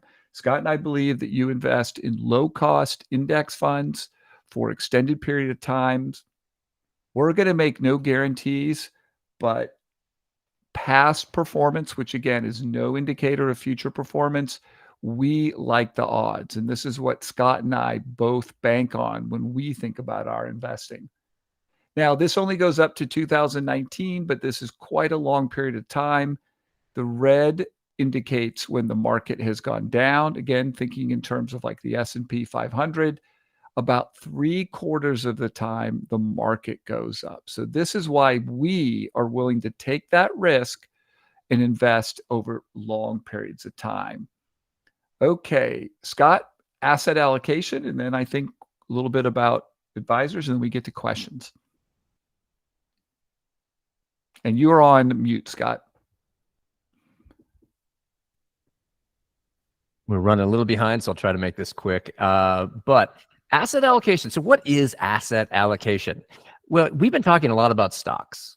And so that might make you think, well, that means I need to have all of my money in stocks, right? Well, not necessarily. As Dan pointed out, over long periods of time, stocks, you tend to make money. You don't tend to lose money over long periods of times. But boy, in those short periods of times, it can be kind of daunting.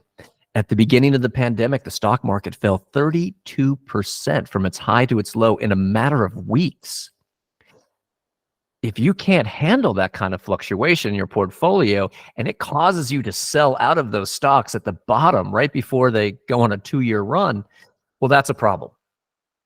And so you don't have to have all of your money in stocks. So how should you allocate your money? And what we want to say is you should have a combination of stocks, maybe some bonds, and maybe some cash, a combination of all three of those. That's what is called asset allocation. How you allocate between stocks, bonds, and cash is your asset allocation.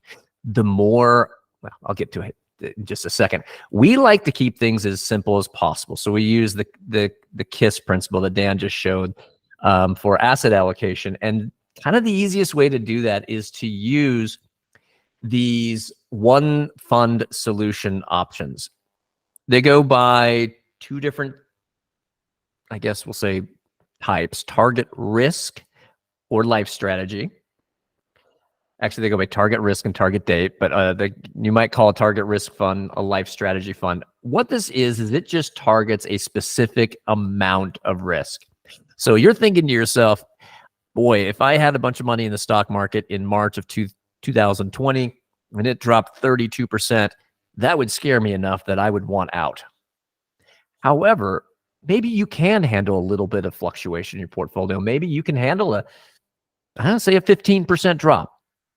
So what allocation is going to put you in to how much stocks can you own and that you'd be comfortable with a 15% drop in your portfolio? That might be maybe 50% in stocks, 50% in fixed income and cash. And so that's what the asset allocation is. And that's what these asset allocation or target risk funds do. They target a specific amount of stocks.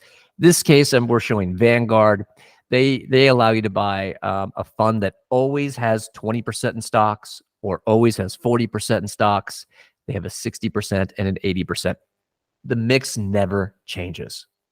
As long as you're in that fund, it's going to target to have 40% or 60% or whatever the number is. Fidelity has one as well. It's called the Fidelity Asset Manager Funds. Unfortunately, it's not index-based, so it's a little more expensive than like the Vanguard option is. But it does the same thing. It allows you to target for anywhere from 20% in stocks up to 85% in stocks. And you don't have to do anything. They do the underlying asset allocation once you choose what risk level you want. And by risk level, I mean how much in stocks do you want.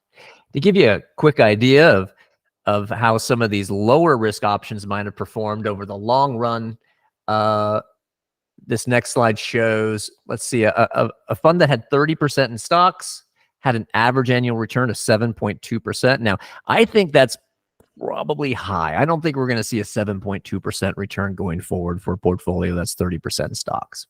But that is the historical average. It lost money 15 out of 94 years. That's not very many. That's what, 1 out of every 7?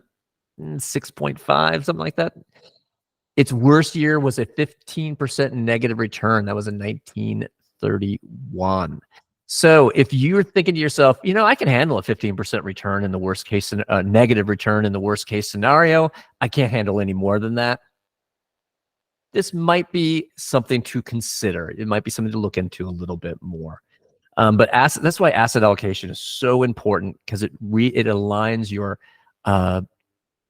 ability to handle risk with your investments. Now, the other thing, you have a target risk fund, and now you have a target date fund. This is also a one-stop shop. This is a fund that is managed for you based on when you are going to retire. So the target date is the year that you plan on retiring. So you can see we have target dates. We actually have target dates that range all the way up to 2065 now. So let's say you're going to retire in 2050. It will target, this fund will have an asset allocation that targets pretty aggressive at the beginning. In fact, on the next slide, you'll see that all target date funds start very aggressive and they get more conservative as time goes on. You don't have to do anything. The fund itself is managed to get more conservative the closer it gets to retirement.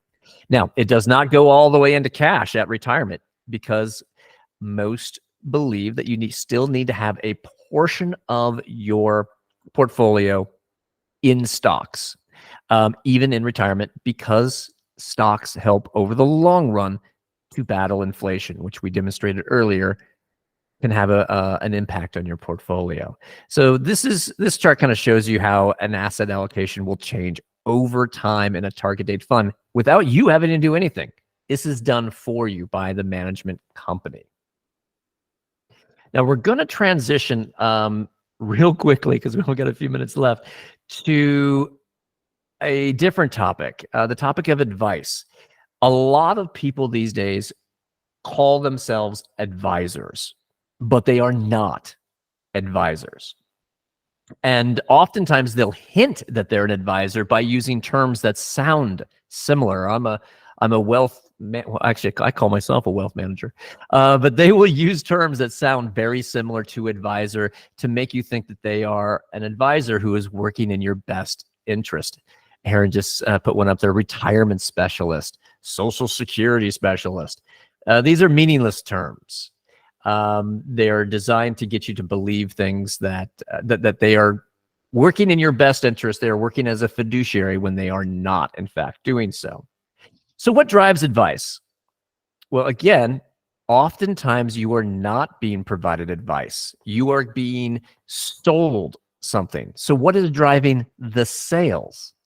Well, as you can see here, these are not random pictures of wonderful vacation spots. We've got the big island of Hawaii, and we've got Ireland here. These are trips that real people took. Well, actually, maybe they didn't, since it was in 2021 during the pandemic. But real people were supposed to take. They qualified for these trips by selling high cost or low quality, high cost indexed annuities to unsuspecting 403b participants and other people. This is how they get to go on these amazing trips. And I think that's problematic because oftentimes, in most cases, the fact that there is the possibility that they could qualify to go on a trip is not being disclosed to you when they are selling this product to you. In fact, the SEC just recently brought a case against a company up in Massachusetts, I believe. They generated $9.3 million in commissions selling indexed annuities over, I think, a 7 or 8 year period, and never told or never disclosed the incentives behind the sales of those annuities. I think, so what is driving these sales? Is it your best interest? Is it because that person is putting your interest ahead of their own? Or is it because they might be qualifying for a trip to Ireland or to the big island of Hawaii, or because of commissions? Here's a commission schedule. It's a little bit old, but this is a company that's very prominent in South Florida. Up to 10% commission. That is very high. That is almost double what you would get in a mutual fund. The reason these products are sold is because they have better incentive structures and better commissions. And most of the time, often, these incentives are not being disclosed to you. And I think that's a major problem. So how do these people find you? Well, misleading emails. I know that Palm Beach County Schools is not immune to what we call Trojan horse emails. And we've given here a couple examples of emails that have been sent to Palm Beach teachers, asking them, finding ways to get them into their products. And there's not a lot of information about the product itself or what incentives are driving those products. And often, in most cases, this is not in your best interest. This one in particular is, well, I'm not going to comment on it. We'll just say that it's very problematic. You need to know what's driving the recommendation that's being made to you. So who can you trust? It's getting harder these days. But generally, if you're looking for a financial planner, now financial planner is different than someone who sells products on your school campus. But if you're looking for a financial planner, you're going to want to look for someone who holds the CFP designation that stands for Certified Financial Planner. And this is important, while all CFPs are required to put your interests ahead of their own, they need to sign a pledge that says they will act as a fiduciary at all times. If the person you're working with will not sign that pledge, there is a good probability that they are trying to sell you something that might not be in your best interest. Finally, you need to find out, how are they paid? How are they getting paid? People can get paid from commissions. Oftentimes in the 403b world, it is commissions and incentive trips. Now, we're trying to ban that here in California, the incentive trips, but that drives a lot of these sales. Unfortunately, another thing that might drive sales is the fact that some of these reps, their health insurance is tied to the performance of selling proprietary products, which we find to be actually kind of sad. So how are they paid? We believe that the person that you're working with as a fiduciary planner should be paid via fees. There are a few places you can look. One is the Garrett Planning Network. Another is XY Planning Network. And then finally, NAPFA. These are all fee-only entities. They all work slightly different. Some charge an hourly fee. Some charge a subscription fee. Others charge asset-based fees. I'm going to hand it back to Dan. I know I covered that quickly. We can answer questions. And we also have, Dan will tell you that we have office hours later on today that will answer additional questions. All right. Thanks, Scott, so much. Just real quick, last thing I'm going to share you just some resources. We have a very active Facebook group. We have more than 11,000 members, many from Florida, many from your district. Great place to get questions answered. We love bogleheads.org. That's named after the Vanguard founder, John Bogle. One of our favorite podcasts by Morningstar. Scott and I were actually interviewed by them about a year ago. Scott and I do a weekly podcast. One of our favorite interviews was with Aaron, your fearless leader there, and there is a link to that. Your fearless financial literacy leader, there's a link to that interview. And then if you are as mad about the 403b situation as we are, we encourage you to listen to our short podcast series called Learn by Being Burned. And this is where teachers talk about how they got sold high-cost products, how they got wise, and how they're working to get better choices at their school district. We're very proud of this podcast series. Just like Teach and Retire Rich, it's available on all major podcast outlets. People always ask us, what is a good financial book? We're not going to give you a good one. We're going to give you a great one. This is easily our favorite book. It's called The Psychology of Money by Morgan Housel. It is so readable. And Morgan just announced that he has got a new book coming out in November. And Morgan also has a podcast that he just started last month. Okay, sorry that we went a little long, but we would be more than happy to attempt to answer questions. We also know it has been a long teaching day for you. And if you want to join us on office hours, I'll post a link to that. We do this at the beginning of each month. We simply answer questions, no presentations, just questions. Thank you. Before we jump into the questions, first of all, thank you. As always, really amazing presentations. It is 6:03. Certainly, our time here has ended. If you need to sign off, by all means, sign off. We will stay a few extra minutes to answer some questions. So for those of you who want to stay after and ask questions, we'll be here. Scott will be here. Dan will be here. I think Jim's still here. I'm here. So feel free. But otherwise, please feel free to log out. I will just remind you too that, if you find yourself after hearing some of these presentations and you're maybe upset with the choice you might have made in your 403b plan, don't fret. I mean, you've been saving. As I always say, you've been saving. You likely haven't lost money. Maybe you just haven't earned as much as you could have earned. And you can always make changes if you decide to make changes. We'll share a document as a follow-up. I'll share it in the next few days that goes over a very basic guide of how you can, it's called a contract exchange, how you can change out from one vendor to another in our district if you so choose. So with that being said, I see a hand raised by Amanda. So Amanda, go ahead and unmute yourself and ask a Hi, question. can you hear me? Yes. Okay, awesome. I'm in the car. I've been driving through all of this, so I'm glad it's recorded so I can rewatch it.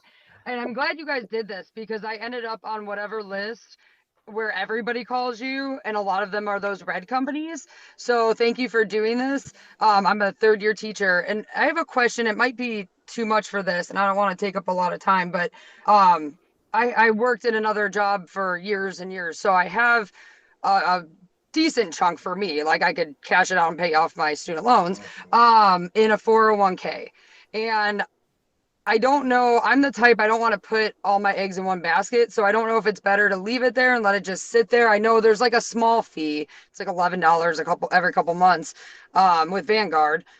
or if it's smarter to move it into a 403b.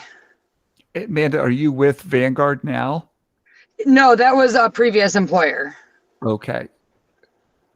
Well, you can roll that money over to Vanguard by opening up a rollover IRA with them, and then that puts you in one of the best, lowest cost companies. If it was a 401k, chances are there's not going to be as many surrender charges as you would get with a 403b. What would you say, Scott? Well, yeah, I mean, if your 401k is currently with Vanguard, you likely have great options available to you. There's probably no big rush to move it. Vanguard's not available in your current school district. The equivalent would probably be the Fidelity 403b, but you would have more by rolling it over to an IRA. You don't have to do that, but rolling it over to an IRA is one option. And you can do that with Vanguard very easily and have access to any Vanguard funds, as well as what are called exchange traded funds. You have a little bit more options available to you than just the 401k. But generally, if you have a Vanguard 401k, your fees are probably pretty low, and they're not going to improve by putting them into a 403b. So for your new money, yeah, your new money should go into like a Fidelity 403b, but I would not consolidate your money over into it. I would probably keep it in the 401k or move it to a Vanguard IRA. That would be awesome. Yeah, it's just been in whatever generic like account they put it in when I started working there in like 2011. And it's funny because I didn't even realize how much was in it. And when I talked to them about an address change and they told me, I was like, ooh, can I take that out? But I'm not. But I have another like $2,000 in a Fidelity 401k. So that one, maybe I can move over to the 403b and at least start that and have the second option. Yeah. So awesome. Thank you. Because of course the people who have called me are like, yeah, you should totally roll it over to the 403b. So thank you so much. I very much appreciate it. And I will be reaching out to you, Aaron, to get that other recording tomorrow. I'll send you an email. Perfect. Amanda, thank you for being a teacher, and thank you for resisting those tempting offers to let these people take your low-cost, fantastic plan. That is just this is why we need the fiduciary rule. This is where many people get ripped off. They've been saving in a 401k, low-cost investments, and then these sharks get their hands on these products. It's infuriating. Well, I'm very glad I talked to you. Honestly, I just haven't had the time to Google it. I was like, it'll be my summer task. So thank you. You saved me hours of Googling and teaching myself. But yeah, thank you. I'm going to let someone else ask questions. I appreciate your time. Thank you. Hey, this is Jim Richardson from the SEC. I just want to point out something. If a person calling you has an actual fiduciary duty, whether federally regulated or through common law, if you ask them to lay out all the fees and costs of rolling over your 401k or your IRA into a 403b, and they tell you they don't have to or don't do it, they don't have a fiduciary responsibility. They don't have your best interest in there. Somebody who, like Scott said, a CFP or somebody who works for a registered investment advisor that we regulate, they have to lay out to you the total costs of rolling it over.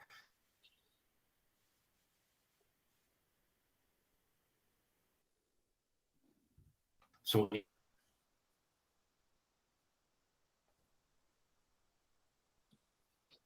if they avoid it or give you some, vague answer or something like that, they don't have your best interest in mind. So always ask questions of how much will this cost me? What are the fees? And how do you get paid? Thank you. Great to know. Thank you so much. Lynn has her hand raised. Lynn, go ahead and unmute yourself. Hi, everybody. Thank you so much, Aaron. Thank you for continuing to bring PD to us, and thank you all. I just have to tell you, I'm sick to my stomach. I am heavily invested in MetLife with an annuity, and Aaron, I just wonder to some degree, how is it that our district has so many red light companies available to us? And that might be a rhetorical question, but specifically, since I know I need to make some inroads to getting out of what I'm in. When I don't know if it was Dan or Scott who mentioned having a fiduciary sign the pledge. Is that a universal document that they would have access to, or was that just a general kind of idea that they should be willing to lay out all of their terms openly and transparently? Well, first of all, the big problem is that K-12 403Bs are not subject to something called ERISA, the Employee Retirement Income Security Act, like the 401k is.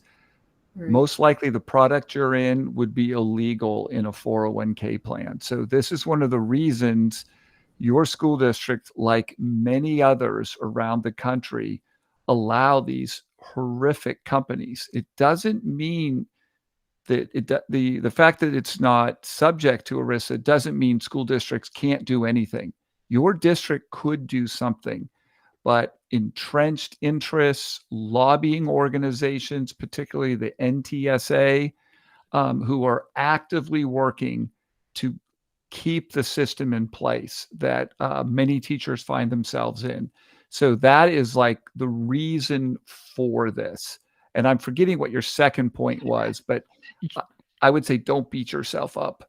Yeah. So we have a document on our website that you can download. Dan, I think, I'm not sure if he posted it again, Scott. He'll post it again.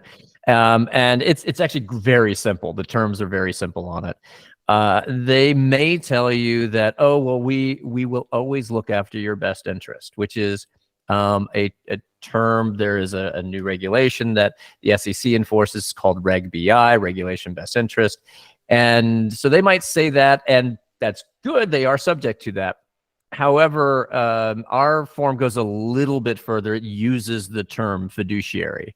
And we have found that there's a lot of people who will not sign a fiduciary pledge.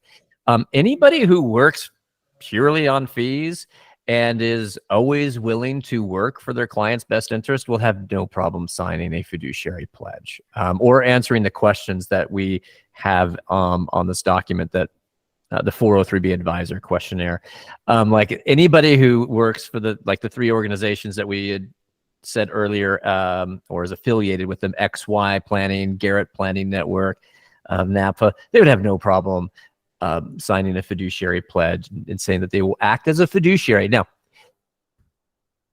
they need to say that they will act as a fiduciary at all times.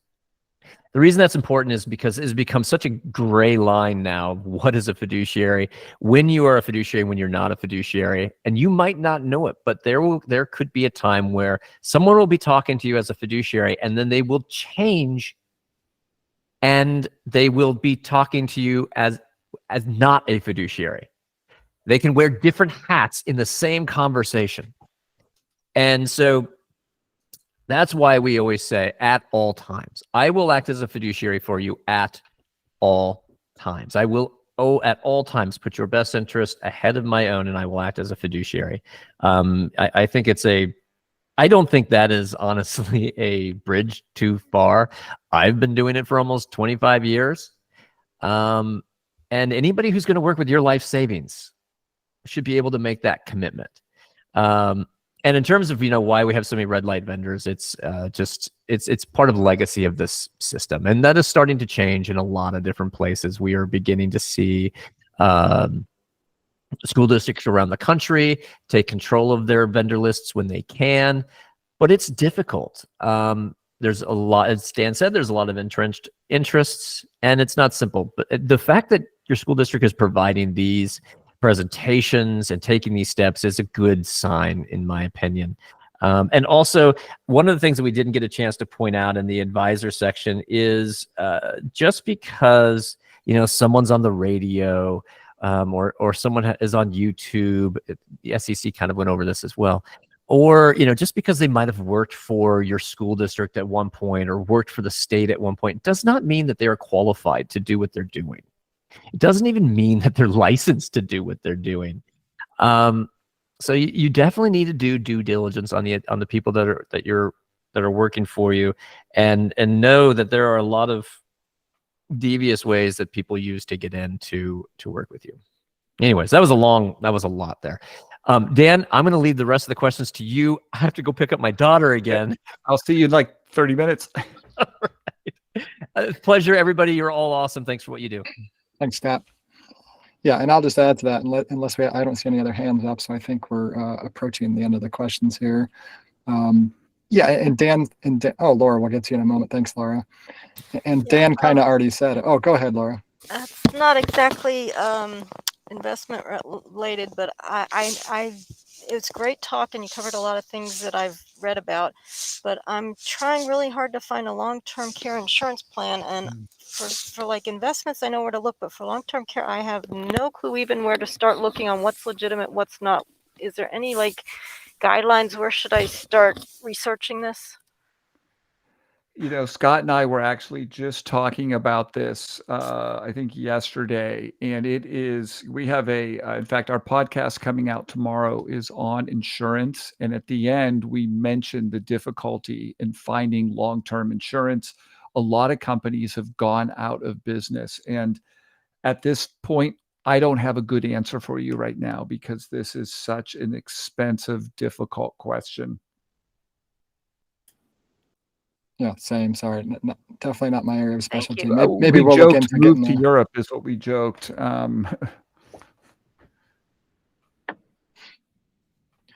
Yeah. So, does anybody else have? And so, if anybody else thinks one, I'll just finish with what I was saying with to Lynn and Dan said. It's definitely don't beat yourself up over. You said, "Oh, I'm sick." Well, I said it before. You've been saving, which is much more than many other people can say, and you've done tax advantage saving. Annuities in and of themselves aren't evil; they're not bad. Unfortunately, the way that most of them are structured within 403b plans is pretty egregiously bad, as any certified financial professional planner will tell you. So that's the unfortunate part. And, we don't know, I don't know, if you want to, have a conversation with me, I know I see you at a lot of presentations, but we can certainly look at exactly the product that you have, because there are a lot of different types of annuities that are structured a lot of different ways in these vendors' plans. So the good thing is, you're informed now, and hopefully you're going to take a deeper, harder look at what you have. Ask questions, ask your rep some questions. And if you don't like the answers and aren't happy with the product, you have options. That's important. Hopefully that you get out of this is that you have options, and you have some low cost options available to you within our district's 403 plan, which is a positive thing.